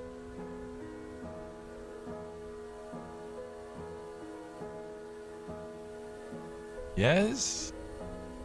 I don't have issues with them. Again, I don't typically deal with other people all that much. But I guess I try to keep things pleasant. Would you consider yourself to be stubborn? As a mule. I'm very persistent when it comes to doing many things.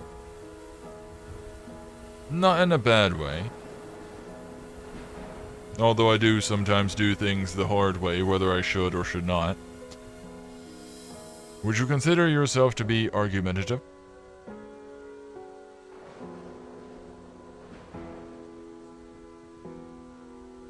Not in a regular sense, no. Every now and then, but like, I feel like everybody is every now and then. Depending on the topic and all that. But like on a regular basis, no. It's not a frequent enough thing. Are you usually right when it comes to disagreements? Oddly enough, yes. Like, so many times I've had disagreements with certain people and then it always turned out, oh look, I was right. Not that they would admit to it. Would you consider yourself, for the record, if I ended up being wrong, I would look into it for myself and be like, oh, crap, okay, you were right. You know, that kind of thing. Would you consider yourself to be egotistical at times? Purely for show, not genuine. So I guess I would have to go no.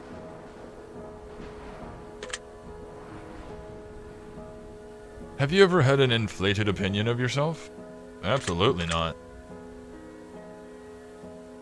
Have you ever had a low opinion of yourself? Absolutely yes. Have you seen me? I'm terrible. Do you typically have a low opinion of others? I'm not sure. I have a no opinion.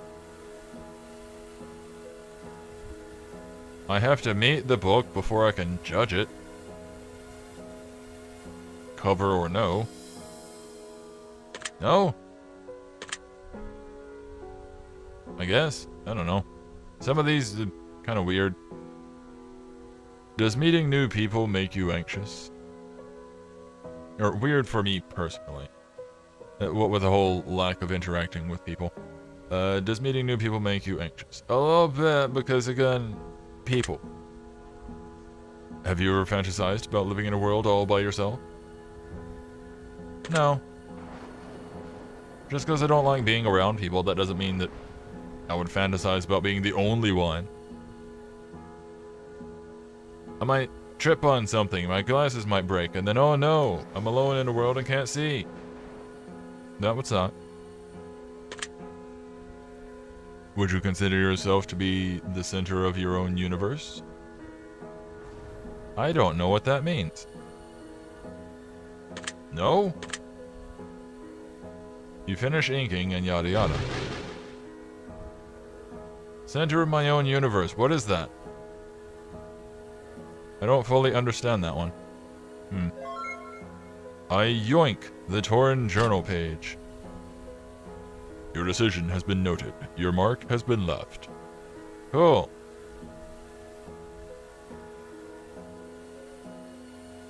Anything open? Yeah. Did I already read you? I think I did. Splintered and falling apart, right? You are 1, 2, 3, 4. Yes. So I suppose that just leaves Mirror. and EU. Have I... I'm a skull with eyebrows. Have I... Yes, I have 2 wisdom tokens. Oh my. And a growing inventory. I've got 10 of these butterfly wings. And petals. So I suppose that means that I've gone through at least 9 levels. Because one of each was at the start of the game before coming into this place. I wish I knew how deep this game was. Or dungeon, whatever.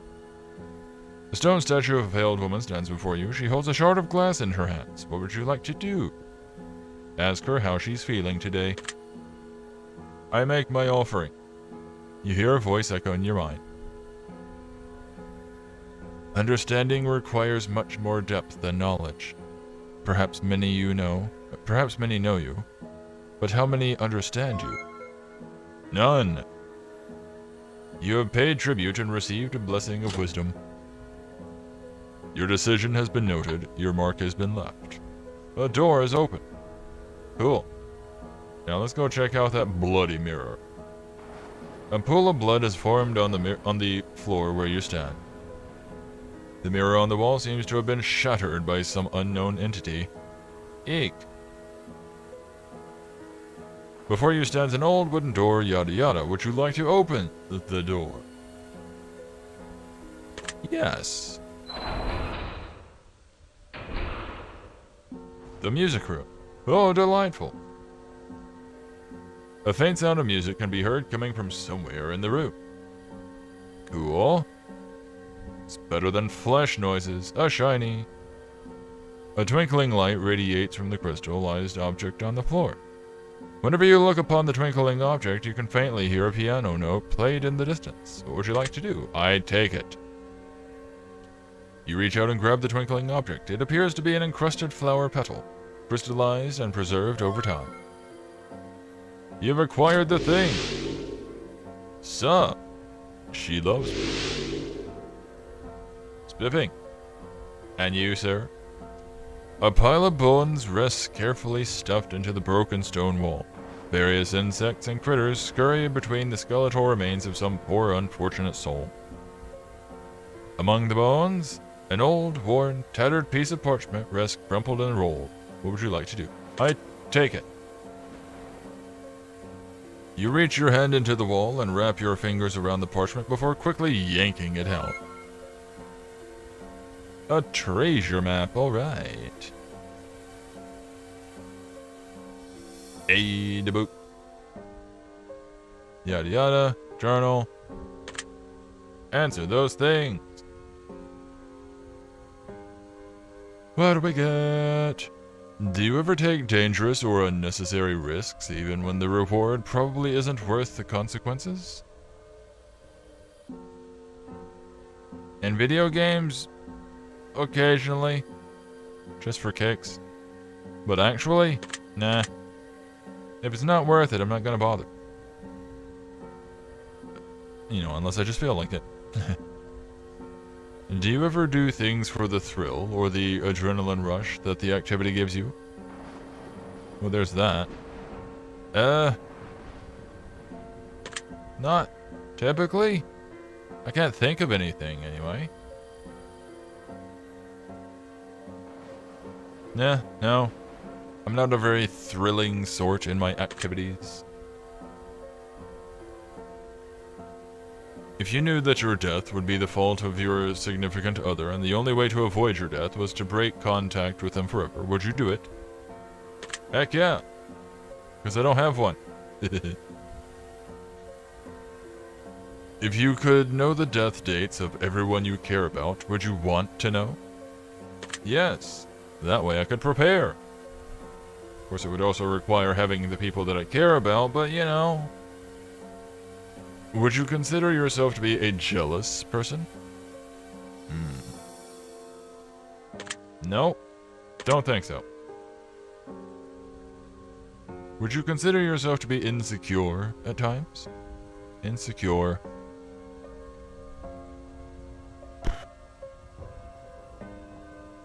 Hard to say. I'm kind of a flat line of meh for the most part. But I guess yes, because I feel like a little bit of everybody has insecurity at times. Would you say that you do well under pressure? Thanks to the power of ADD? Yes, actually. I'm very good at getting things done last minute. Have you ever considered leaving Earth forever? Well, I don't live there, so I've technically already done that? Yes? That's a weird one. Do you ever pray? Genuinely? No. Casually? On rare occasion. But yeah, no. If you could travel back to a previous period in time, would you? Yes. I've always loved the idea of doing that. I like time travel. When you do it right. Most people don't. If you could fast forward your life without having to currently live it, would you? What?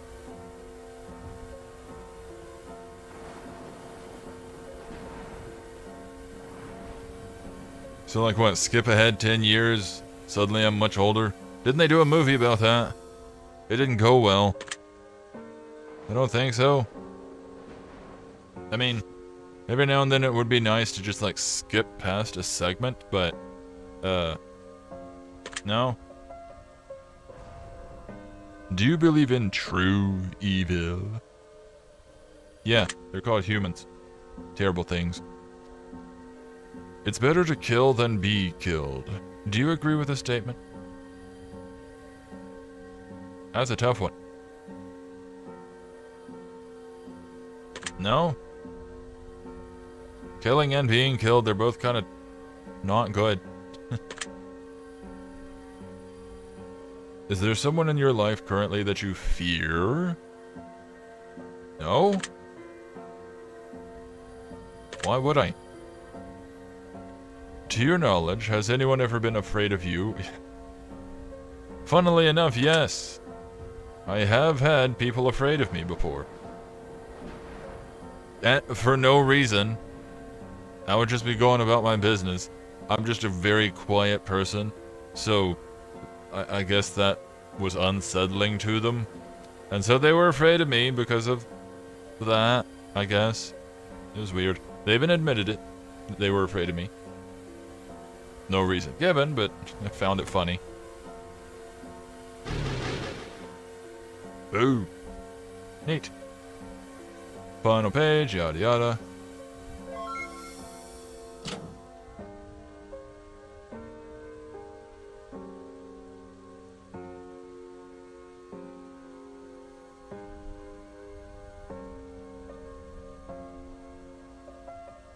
Sorry, getting a drink. Your decision has been noted. Your mark has been left. Appreciate it, thanks. Give me your wings. Its wings are caked in clay-like substance. What would you like to do? Seriously question the existence of these butterflies and their ability to fly around with literally anything on their wings. Butterflies are delicate things. Give me those wings. They gotta be magic. Rip. You are worthy of love that the love that you bestow upon others. I envy you, Wanderer. Truly, I do. Okay, why? I see time. An old dusty clock sits on the wall. A musical note appears to be carved into the bottom of the clock's case. The hands on the clock have stopped frozen on 3, 4, 5. Neat. But what does it mean? What do you do? A dusty clay vase sits on the ground before you. When you peer into it, the bottom appears to be shrouded in darkness. What would you like to do? Reach, smash, walk away. I play the piano. An old organ rests against the stone wall. It's caked in thick cobwebs. Spiders skitter quickly across the keys. What would you like to do? I want to play a jam.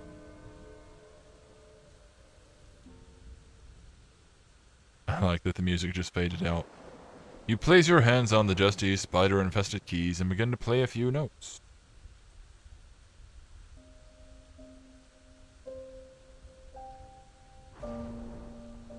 That's a piano, not an organ, but okay. Also neat. Despite being a deadman, we know how to play the piano. Organ, whatever. As you continue to play notes, you hear the distant sound of a violin playing along with you, coming from somewhere in the darkness. Jam session!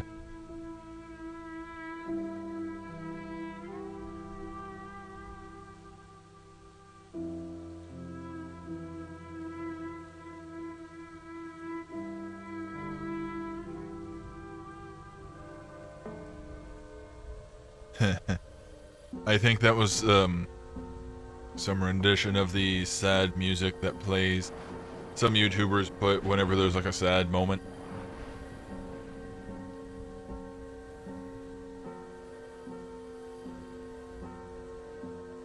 Oh.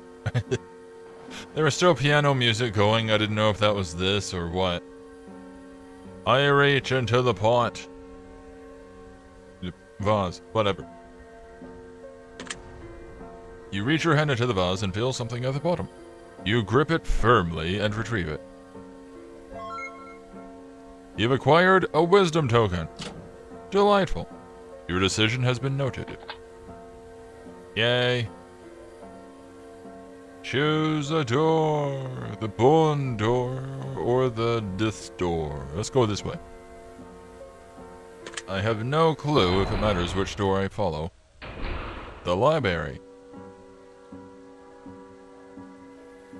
Oh, this is different. The distinct aroma of old, musty books sweeps across the room. Egad, that butterfly's coming right at me.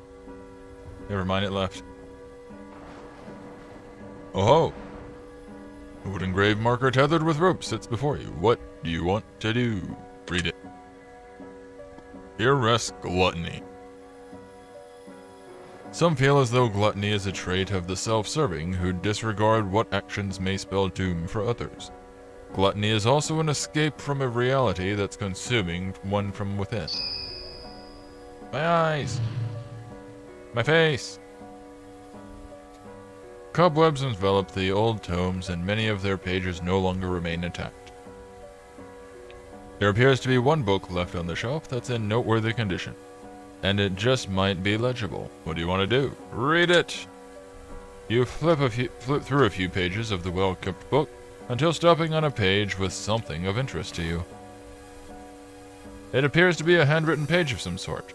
Perhaps a journal or diary. Perhaps it's just an open letter to anyone who may find it. It reads as follows. I don't know who's going to read this. Heck, I've barely touched anything in this place since I got here. A few things I've come to realize since I've been trapped in these walls. For starters, it appears that there are 4 magics at play here. I've found grisly ritualistic altars, human sacrifices, half-eaten corpses, mass graves of nameless bones, and worse. If you can even imagine worse, that is. I've also met a few other wanderers in my journey through these halls. I've shared a few words and have had some knowledge bestowed upon me. I helped a woman escape from a grotesque abomination, only to find out that she was a witch with a hankering for human flesh. No one and no thing here is to be trusted under any circumstances, and to be quite honest, the longer I spend within the testing chamber, the more I can understand why. From what I understand, the only way out of this place is to find a sacred mirror of some sort. Without the mirror, our souls are forever lost in purgatory, doomed to endlessly wander these halls for eternity.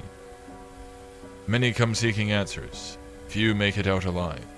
I've yet to see anyone survive here for longer than a day or two, and I'm beginning to think that I'll be no exception. Through constant exploration and... read it yourself. It's scrolling too fast. Despite the fact that it's going slow. I'll have to check the VOD later. Oy. Wasn't expecting it to be this long. A veiled woman used to wander these halls until she was turned to stone, but she served as a caretaker and guiding light in the darkness. Delightful. I suppose while this is going, I can finish off my drink.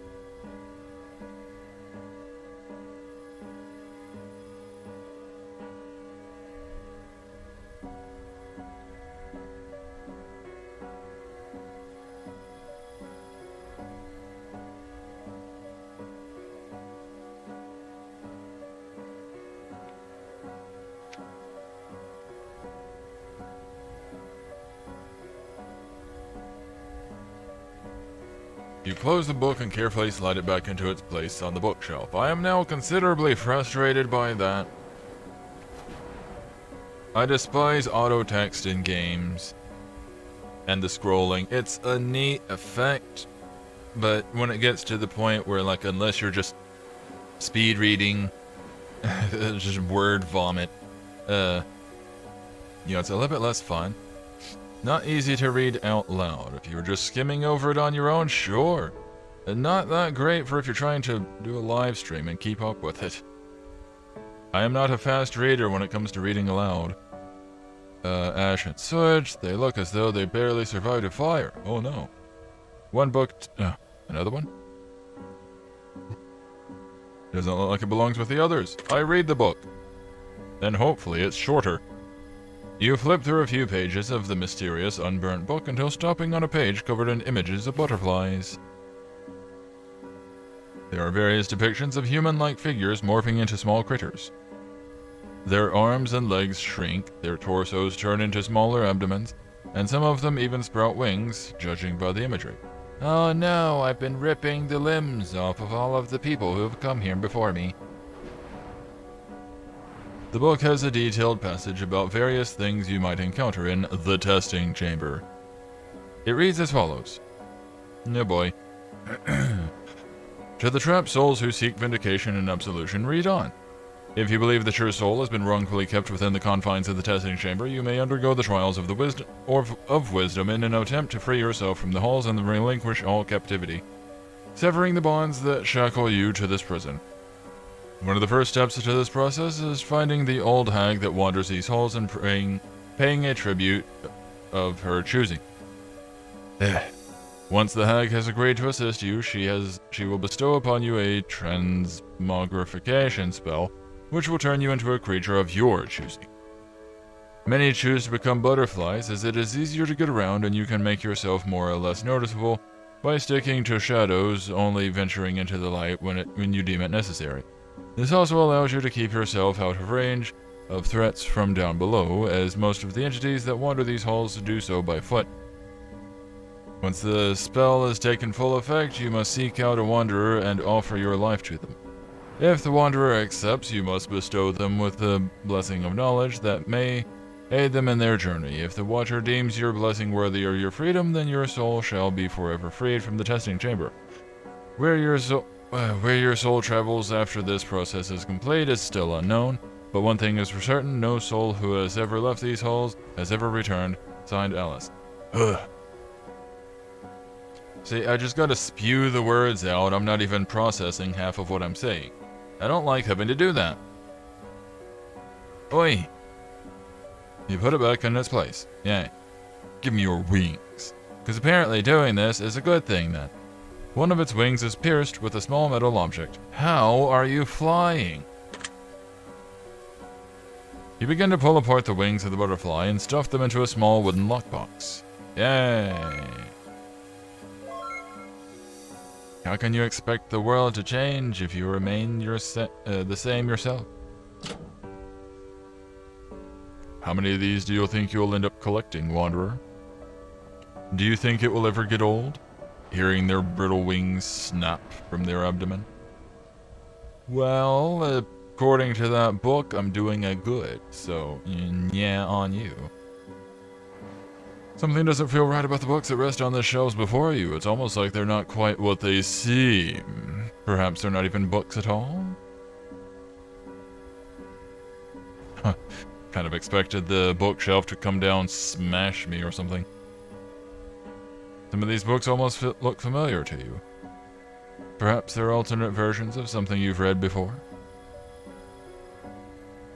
Shelves packed full of dusty old books live in the walls of this room. None of these books seem to be written in a language you've seen before.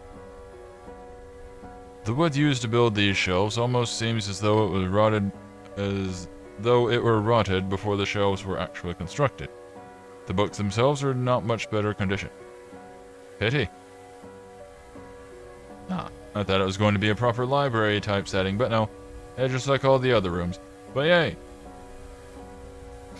Twinkling light. Ash has fallen from the nearby brazier and dims the twinkling slightly. What would you like to do? Take the object. It appears to be an encrusted flower petal, crystallized and preserved over time. You've acquired the thing. Sup? She loves me not. Pity. Da book. An old journal. Yay. Fill in the answers. Here we go. Would you consider yourself to be a gambler? No. No. It is very rare that I will do something for the gamble, take the actual gamble of it. I'll do like a coin flip choice, but, like sometimes in games, like whenever the moment comes up of anything being a gamble, it's usually in video games where that's just gonna be the nature of things anyway. But actual gambling? No. But typically whenever I'm like, it's a gamble, but let's do this, it's like a yes-no type thing. Let's see, would you consider yourself to be a confident individual? No, not exactly. I forego confidence and just kind of do things, if that makes any sense. I do not act with confidence, I just act. Would you consider yourself to be more or less independent? Yes, I have always been fairly independent. Would you consider yourself to be attractive? Yes, I'm the most handsome thing ever. No, I don't know, average. I mean, I'm an eldritch abomination. Attractiveness doesn't really apply. Oh my, this is a big one. If you could implant a microchip into your hand that would replace all handheld electronic devices that you currently use, and your hand would act as a substitute for anything and everything you could need in that regard, would you do it? No. That'd be silly.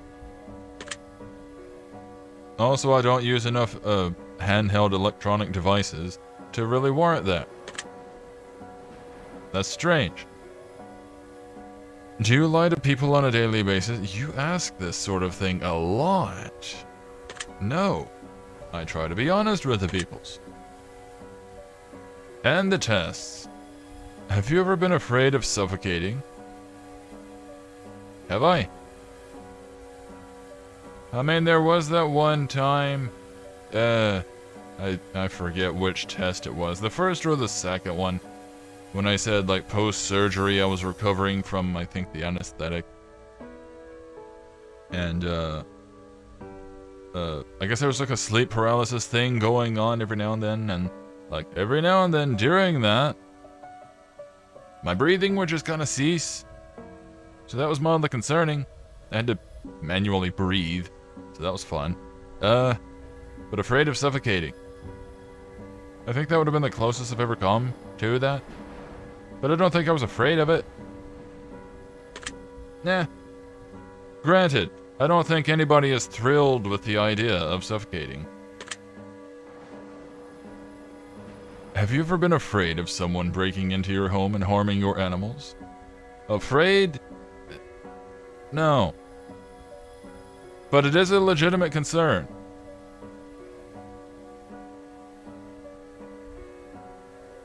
I don't... Words like afraid feel like very strong words. It is a concern that I would have. Yeah, I guess technically yes. I don't know about afraid, but it is a concern. Are you confident in your ability to defend yourself if need be? Yeah, probably. You know, low value on the lives of others, so like I could go for blood if necessary. And I do have various weapons within arm's reach, among other places. Yeah, probably. If need be. Would you fight against insurmountable odds in order to protect a stranger's life from others who sought to wrongfully do them harm?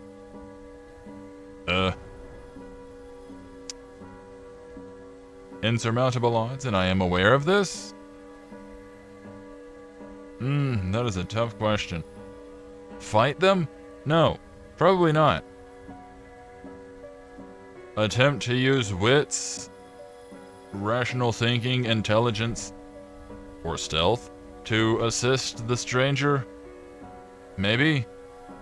Like fighting? No. Especially if it's insurmountable odds. Like, I'm not Goku here. Would you consider yourself to be materialistic? No. I mean, I like the possessions that I have. They are mine. But like, I'm not somebody who constantly wants more and more materialist things. If anything, I'm very much a minimalist when it comes to that. Like, I'm the kind of person who would be just fine having enough things to fill one room and then have the rest of the house be empty. I'm sort of in that situation right now. There's a lot of echoing, so I actually have to get things, so there's less echo. It's been tempting lately looking into Displate and all. Get at least some wall decor. Do your friends often share a similar set of morals and values to your own? Again with the friends thing. I mean, if I had them, it would be nice if we had similar ones, so I guess I would go, yeah. Do your friends, again with the friends thing, often share the same interests, dreams, and ambitions in life? I don't know. Again with the friends thing, I don't know what to put for these. But if we were all the same person, that would be a little bit weird, you know, all the same interests, dreams, ambitions. Well, interests, maybe. Wasn't that in the last one? But dreams and ambitions, let's just go with no, I guess. I legitimately cannot answer some of these properly. If you can't beat them, join them. Do you agree with this expression?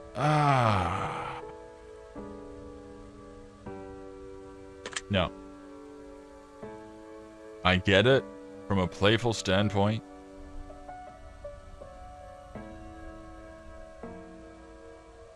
But like that could apply to like, oh no, I cannot defeat this evil entity. I should join them. Like, there's badness in that. I do not agree, no. Do you believe in the idea of soulmates? No. I mean, maybe there's somebody out there for everybody and they just click super well, but like, soulmate, nah. You finished inking. Aw, man, I inked myself. A torn page! Yay! Still funny that those are the sounds that's used on Twitch. Have I done everything else then? An old wood chest rests before you, locked and chain shut. A handprint appears to be carved into each side of the chest, along with a set of words. The two words are as follows: offensive and defensive. Which would you like to do? Offense. I offensively broke the chain. The chain on the chest breaks with a loud metal clank. The contents of the chest are yours for the taking. You've acquired an iron sword. Oh boy, let's do battle. Wait, what level am I? You will live with your decision, whether you like it or not, Wanderer. That's fine. Nothing saying I actually have to use the sword. The choice behind that, I'm thinking in terms of video games, because, you know, I do video games. Given the choice, I usually prefer to go just, like, super strong character and just mash the enemy. You know, best offense is a good offense and all that. If you can kill the enemy faster than they kill you, it works just as well. See, I think we're done with about everything else, so let's speak to you. A stone statue of a veiled woman stands tall before you. She holds an old leather-bound book pressed tightly against her bosom. You said bosom. What would you like to do? I make my offering. You lay the token at the statue's feet and hear the voice echo in your mind. Others will always treat you in a way which you... Others will always treat you in any way which way you decide to let them. In any which way you decide to let them. Okay. Feel like I was having a stroke through some of that. Okay, I think I get it now. If you wish to be treated differently, then show them what behaviors you will and will not accept. Yeah, okay, I get it now. You have paid tribute and received a blessing of wisdom. Your decision has been noted, your mark has been left, and a door is unlocked. Delightful. Were there some bones around here? No, that was the last floor. Wait, what were you? Cobwebs, making it difficult to read the position of the hands. Ah, pity. 1111, make a wish. Why is that a thing?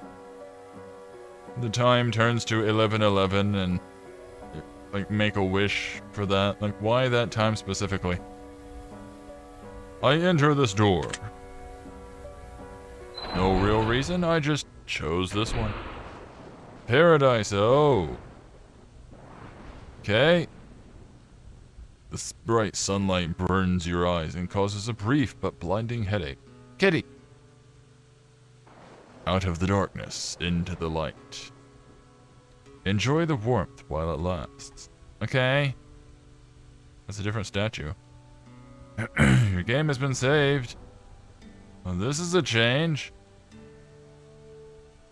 Give me your wings. The color it radiates is pleasing to the eye, so I take them for myself. You begin to pull apart the wings from the butterfly and stuff them into a small wooden lockbox. Rip. You've acquired wings. If we succumb to the harsh winter, we miss out on the beautiful sun that will warm us once again. I wonder what they're thinking right before they're brutally dissected. Do you think they're expecting it, Wanderer? Do you think they know that their lives are about to be snuffed out for the sake of your own personal thirst for knowledge and wisdom? Maybe, considering that one book we read. Beautiful green leaves grow brightly and healthily from the desert plant. Cool. A tweet. This tree has managed to survive the desert heat. It provides a relaxing shade underneath its branches and leaves. Delightful. This tree has seen better days and seems to be in desperate need of water. Then I shall look into watering you soon. A note is pinned to the bulletin board. It reads as follows. You don't have to stay, but you don't have to go. You could survive here forever. You at least deserve to know. The fruit is safe to eat. The water is as fresh as can be. And if you choose to stick around, you'd be in good company. It was fast moving, but at least it was short. Kitty. Kitty. You notice a small cat-like creature wandering about aimlessly. What would you like to do? Pet the kitty. You reach down to inspect the tags that are securely fastened to the collar of the animal. It reads the name Foxy. You give Foxy a gentle pat on the head. Meow. Tree. This tree has managed to flourish in spite of its environment. Water runs cleanly beside the tree, clearly offering much needed sustenance and hydration. Sustenance. Cactuses. This plant offers what appears to be bright red, ripe, sweet fruit to those hungry enough to take a bite. What would you like to do? I walk away from it. This desert cactus is covered with thick thorns. It's probably not wise to touch it. It's one of those old flat types. I don't know what they're called exactly, but it's the flat kind. Those, I think, are supposed to be edible. You know, thorns aside. Hey, Book. This is a nice room. So, fill in those blanks. You begin to read questions from the journal. Do you ever wish life could be free of drama? Drama is the spice of life and all that stuff. But it would be nice. Boring, but nice. Of course, it's not saying conflict. So drama, yeah. It'd be free of drama. That'd be fine. Probably put a lot of internet personalities out of business, though. If you could leave your current life to live in paradise, would you do it? Define paradise. Can I bring my dogs and my possession? And just live there? Probably. Would you ever live in a place where crime was commonplace and it was up to you to constantly have to defend yourself if need be? No. What? Who would say yes to that? You think I'm Batman or something? Like, what is this? This is a weird question. Would you like to live in a place full of crime? No. If you discovered that when you were conceived, you were one of 4 identical embryos who look, talk, and act just like you, would you ever want to meet your other siblings? Multiple of me. Ugh, that's a horrifying thought. No, I guess. Would you consider yourself to be the most honest person you know? Probably. People are strange when you're a stranger. Do you agree with this statement? Yeah. A lot of people will appear strange to others because you don't know them. And their ways are strange to you. Do you believe that one should always stand for what they believe in, regardless of the consequences? Well, like an honor type thing? I mean... Regardless of the consequences? Well, I mean, have your convictions, but always be willing to bend as necessary. Like, if you're gonna just cause things to get completely screwed over, like... maybe don't do that. Have you ever caused someone to have a near-death experience? Thankfully, no. Or at least, to the best of my knowledge. I hope I haven't. Would you play Russian roulette for a chance at $10 million? If you win, you walk away with the money. But if you refuse to play, your net worth immediately becomes 0 and you lose everything you've ever worked for. Jeez. So, win and become wealthy, lose, then you get a bullet in your head, or don't play, and you are poor and homeless and have nothing and like, what the crap? I guess I'm forced to play this then, aren't I? I mean, I guess if I lose, it's no longer my problem. Are you oftentimes afraid of change? Afraid of change? No. frustrated by it.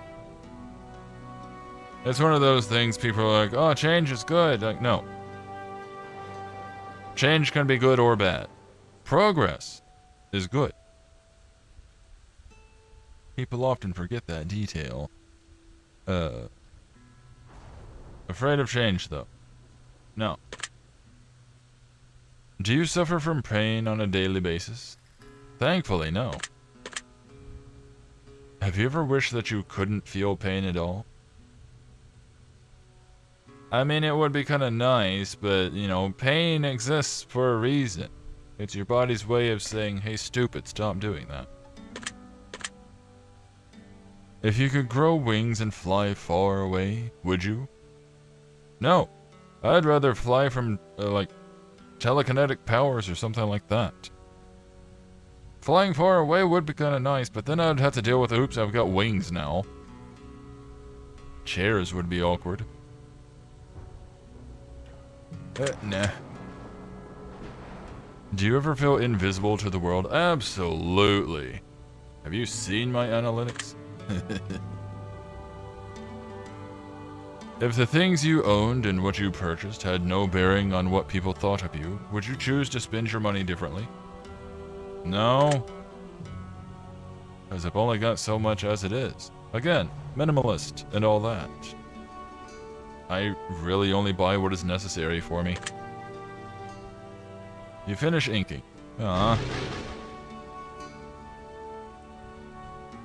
Also, I'm just realizing that we got the big black borders around here. Has that been present throughout? Hey. Your decision has been noted. Your mark has been left. Cool. An old well sits open and welcoming in the hot desert sun. It appears to be functioning and equipped with all the necessities to gather water. As you peer down the well, you see something reflecting light within the darkness. What would you like to do? Raise the bucket even though it's right there in front of me. You begin to raise the bucket from the well using the rope as a pulley. That is a strange sounding rope. A golden lute. Neat. Also heavy. Can I give you that water that I got a couple of rooms back? Tree has seen better days and seems in need of, desperate need of water. But I cannot water you. Oh, I feel so bad now. What are you? A winged totem stands tall before you.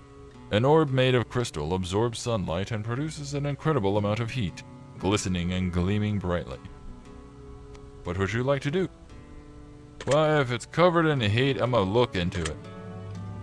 You gaze upon the orb and peer deeply into the glass. I don't want to burn my little hands. Something beneath the orb glimmers in the sunlight. You've acquired a wisdom token. Yay. Your decision has been noted.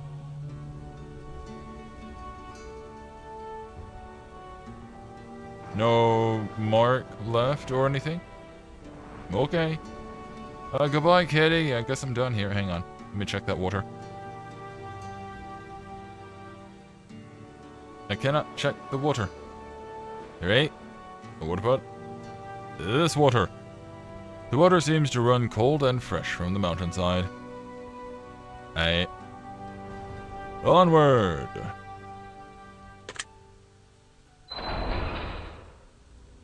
Ooh. A return to madness. Ah, man. You find yourself back in the cold depths of long-forgotten chambers once more. And into darkness you shall return. Oh no, it's all horrifying and scary and stuff. Oh hey, potted plants. What are you? A decrepit leather chair sits in front of a cracked wooden table. In the seat of the chair rests a pool of blood that seems fresh and tacky, as if someone injured sat there to rest recently. A clay pot with an assortment of flowers rests on the table. Weird ambience. After inspecting the coagulated soil... Coagulated soil? It seems as though the flowers are being watered with blood. Ew. Worms writhe and wriggle between the dirt and bloody flower stems. They seem to be feeding on chunks of flesh and bone within the soil itself. Ew. Time. There wasn't a clock in the last place. An old dusty clock. The case of the clock has minor scorch marks as if someone had briefly attempted to burn it. The hands of the clock have stopped, frozen on 12:22. An old journal. Woo woo. Fill in those blanks. Would you consider yourself to have a chaotic personality?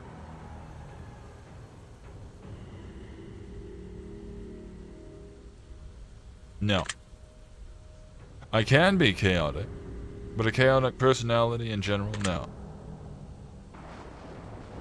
Would you consider yourself to be a passionate person? No. Regrettably, passion is one of the major things that I lack in life. I don't have that zest for doing things, even though I'd like to. I don't have it in me, you know? Would you consider yourself to be a gentle soul? I don't know what a gentle soul is, but I like to be gentle. Would you consider yourself to be kind? I like to be kind. To your knowledge, has anyone ever hated you? Hated? That's a strong word. Have I been outright hated?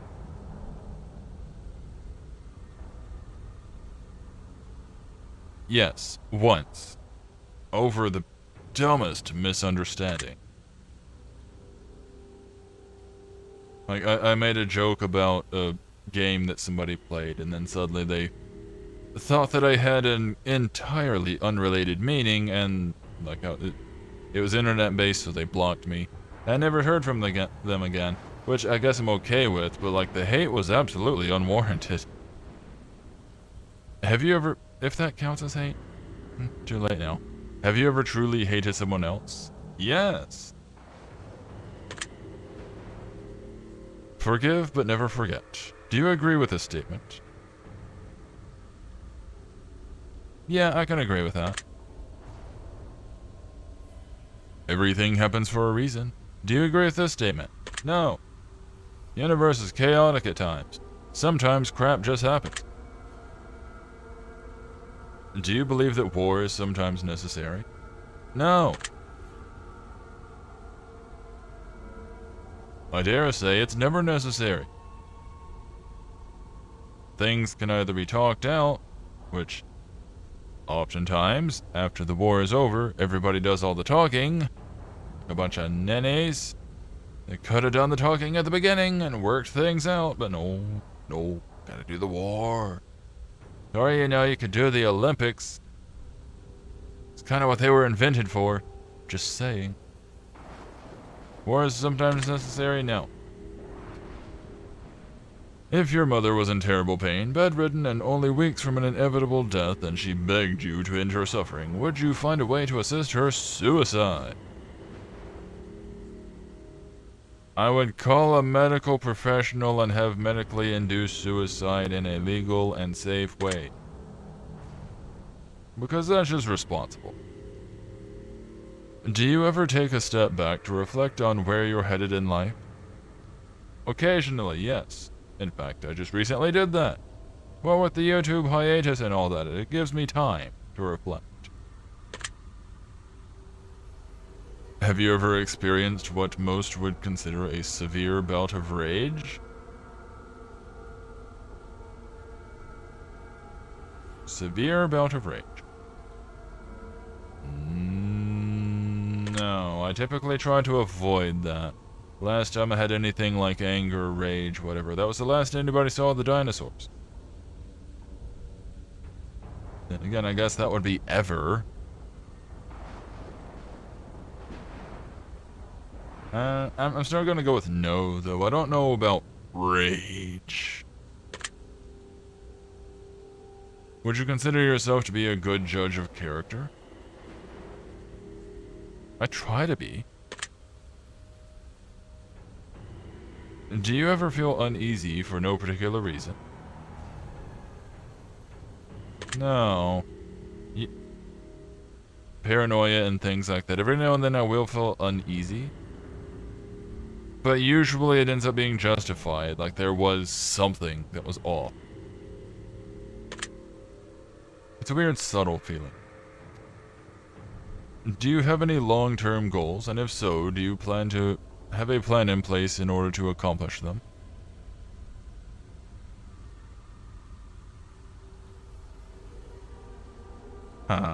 Do I?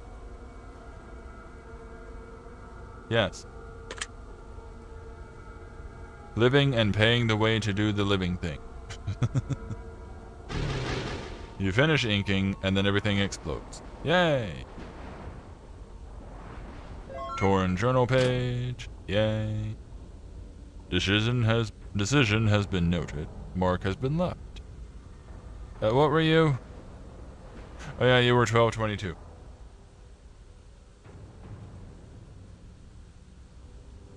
Pot plant, I think. A pot of flowers sits on the wooden table. The flower pot seems tilted slightly, as if it's sitting on top of something and providing a lack of balance. I look under the flower pot. Maybe it'll be another coin. A small coin is wedged underneath the pot, making it uneven on the table. A coin! Or token, whichever. I have been noted. Let me rip your wings off. Covered in soil. Ew. I pluck the wings from the dainty thing and take them for myself.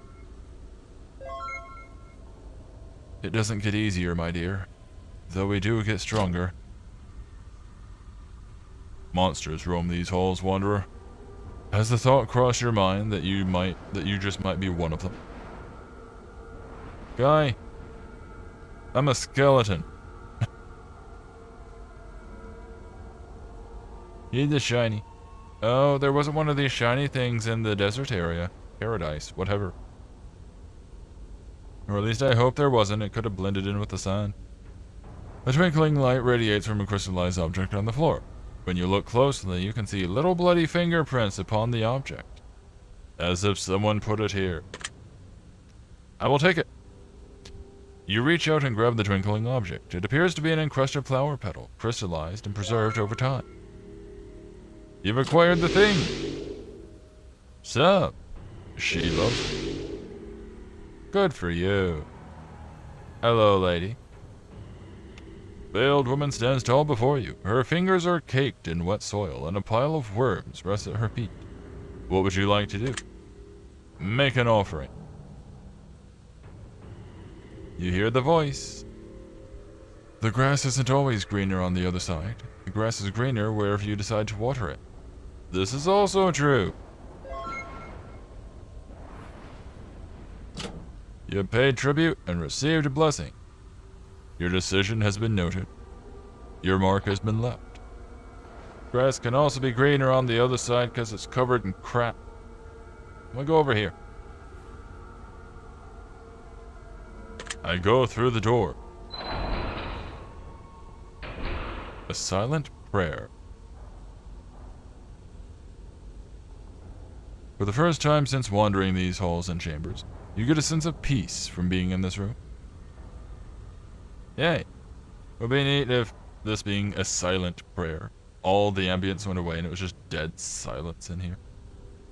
Dear. Sparkle. Sparkle, sparkle. As you gaze upon the glimmer, a sense of peace and calm befalls you. What would you like to do?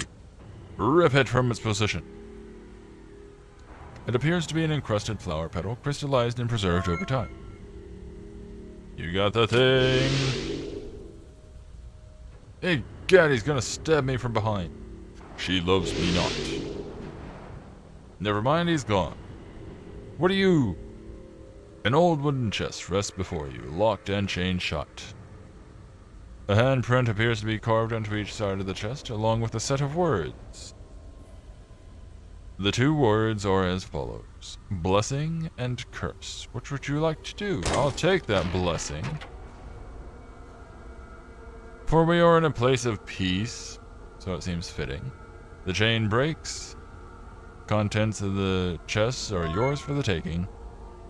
You've acquired golden crucifix. Ew. Ask and ye shall receive, wanderer. Okay.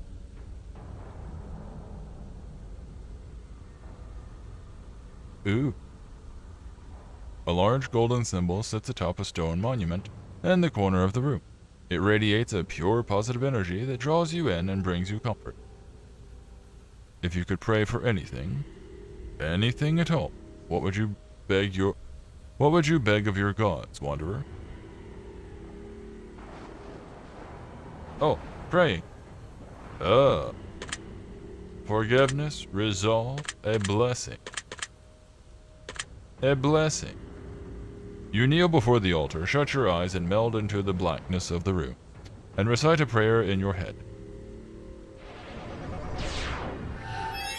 Egad! They have cast holy damage on me.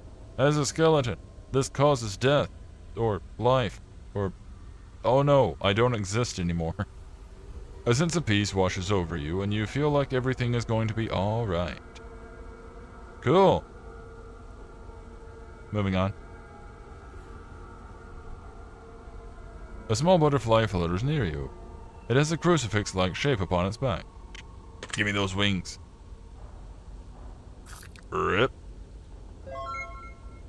You've acquired wings.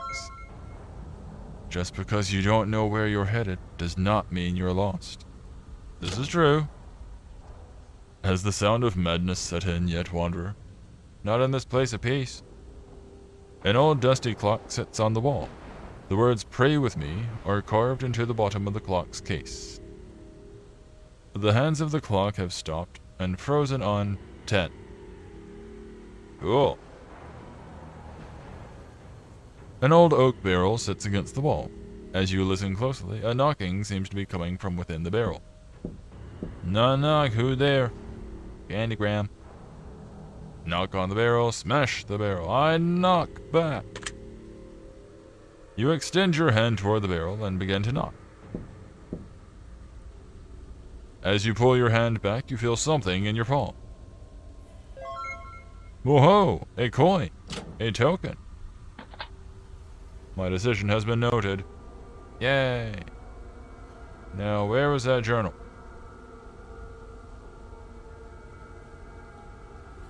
Journal! Let's answer those questions.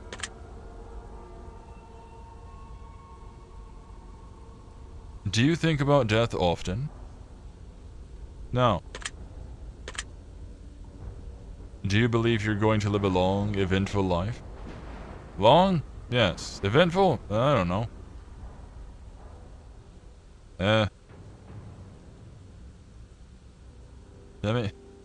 Darn these 50% questions.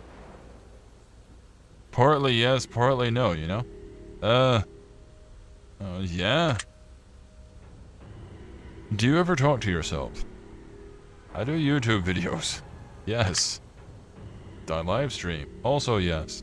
Have you ever witnessed an event you just couldn't explain?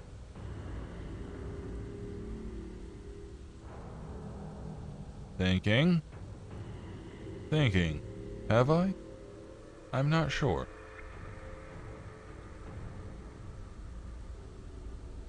No. Have you ever had the fear or suspicion that someone was living inside your house without your knowledge?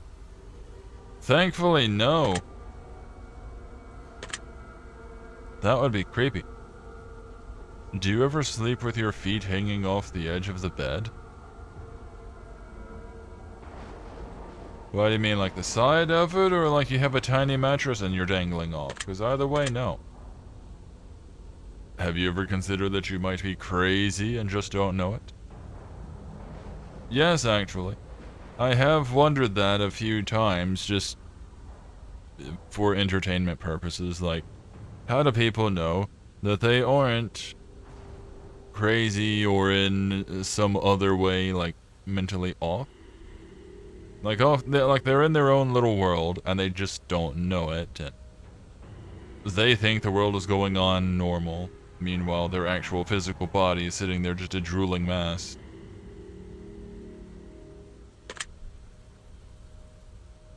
Does the thought of an afterlife bother you or make you feel uneasy? No? Does the thought that there might not be anything after life bother you?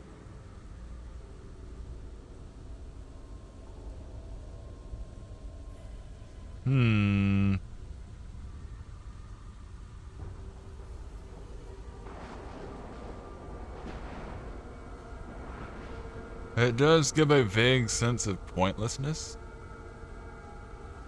But that's also the nature of the universe and all that. I mean, I guess once I'm gone, it won't matter. Would you be willing to give up sex or masturbation for a year if it meant gaining a deeper sense of peace in the end? Yes. Would you consider yourself to be easily manipulated at times? No. Would you consider yourself to be a manipulative individual at times? No. I try not to be. It's rude. Have you ever felt like you were being followed even when no one was there? I don't think so. Humans are the most dangerous thing on the planet. Do you agree with this statement? Yes. They're like a virus. They're icky. Would you consider yourself to be a dangerous person? No. You finish inking. Cool.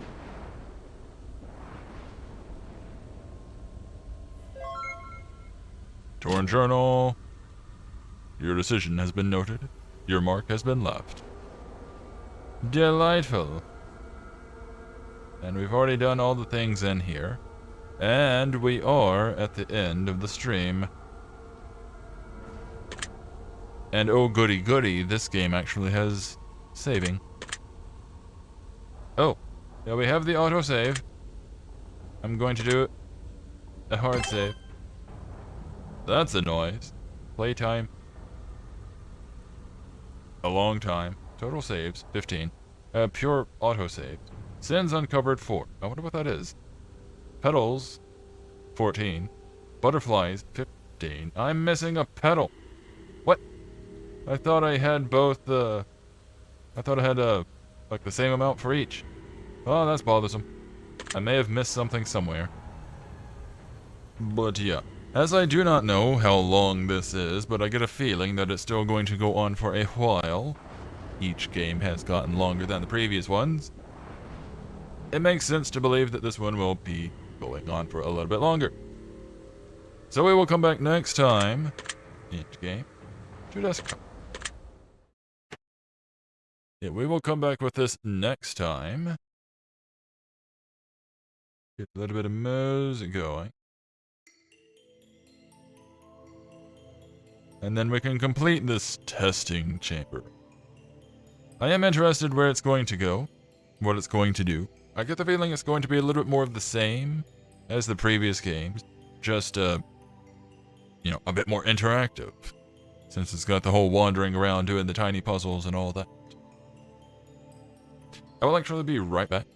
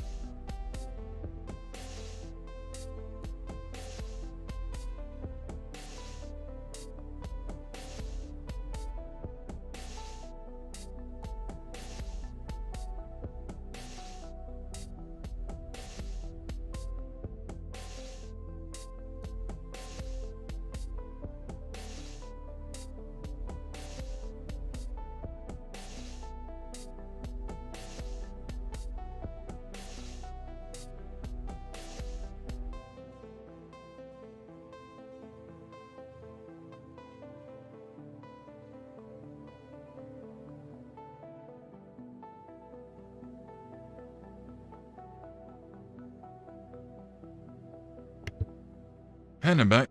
Sorry about that.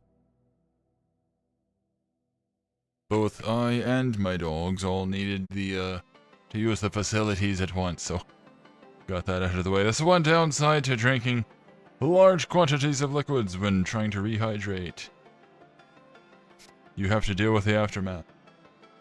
Anywho, as I was saying before, stopping here, next time is going to be the rest of this. If it ends early, maybe we play something else, maybe we just have a short stream. It all depends literally on how short it ends up being. I'm kind of hoping that it will go on for a little bit, for a little while. Maybe turn into some other things. Since we had that one brief paradise room, that was kind of neat. Asked if the game has always been in this pillar box format. It has not. It was less noticeable though, because there was a dark fog around the character. Yeah, there was that. Yeah, because all the other rooms, the little stone dungeony rooms, were in their own little boxes, and then you could like barely make out space or something around the borders. Oh, that's a jam. Industrial synthwave. An interesting combination. Very cyberpunkish, I suppose. But anywho, this has been another live stream with me, Mr. Skysen. If you joined me in the chat, thanks for that. Hope you enjoyed. I will see you all next time, and remember to stay groovy.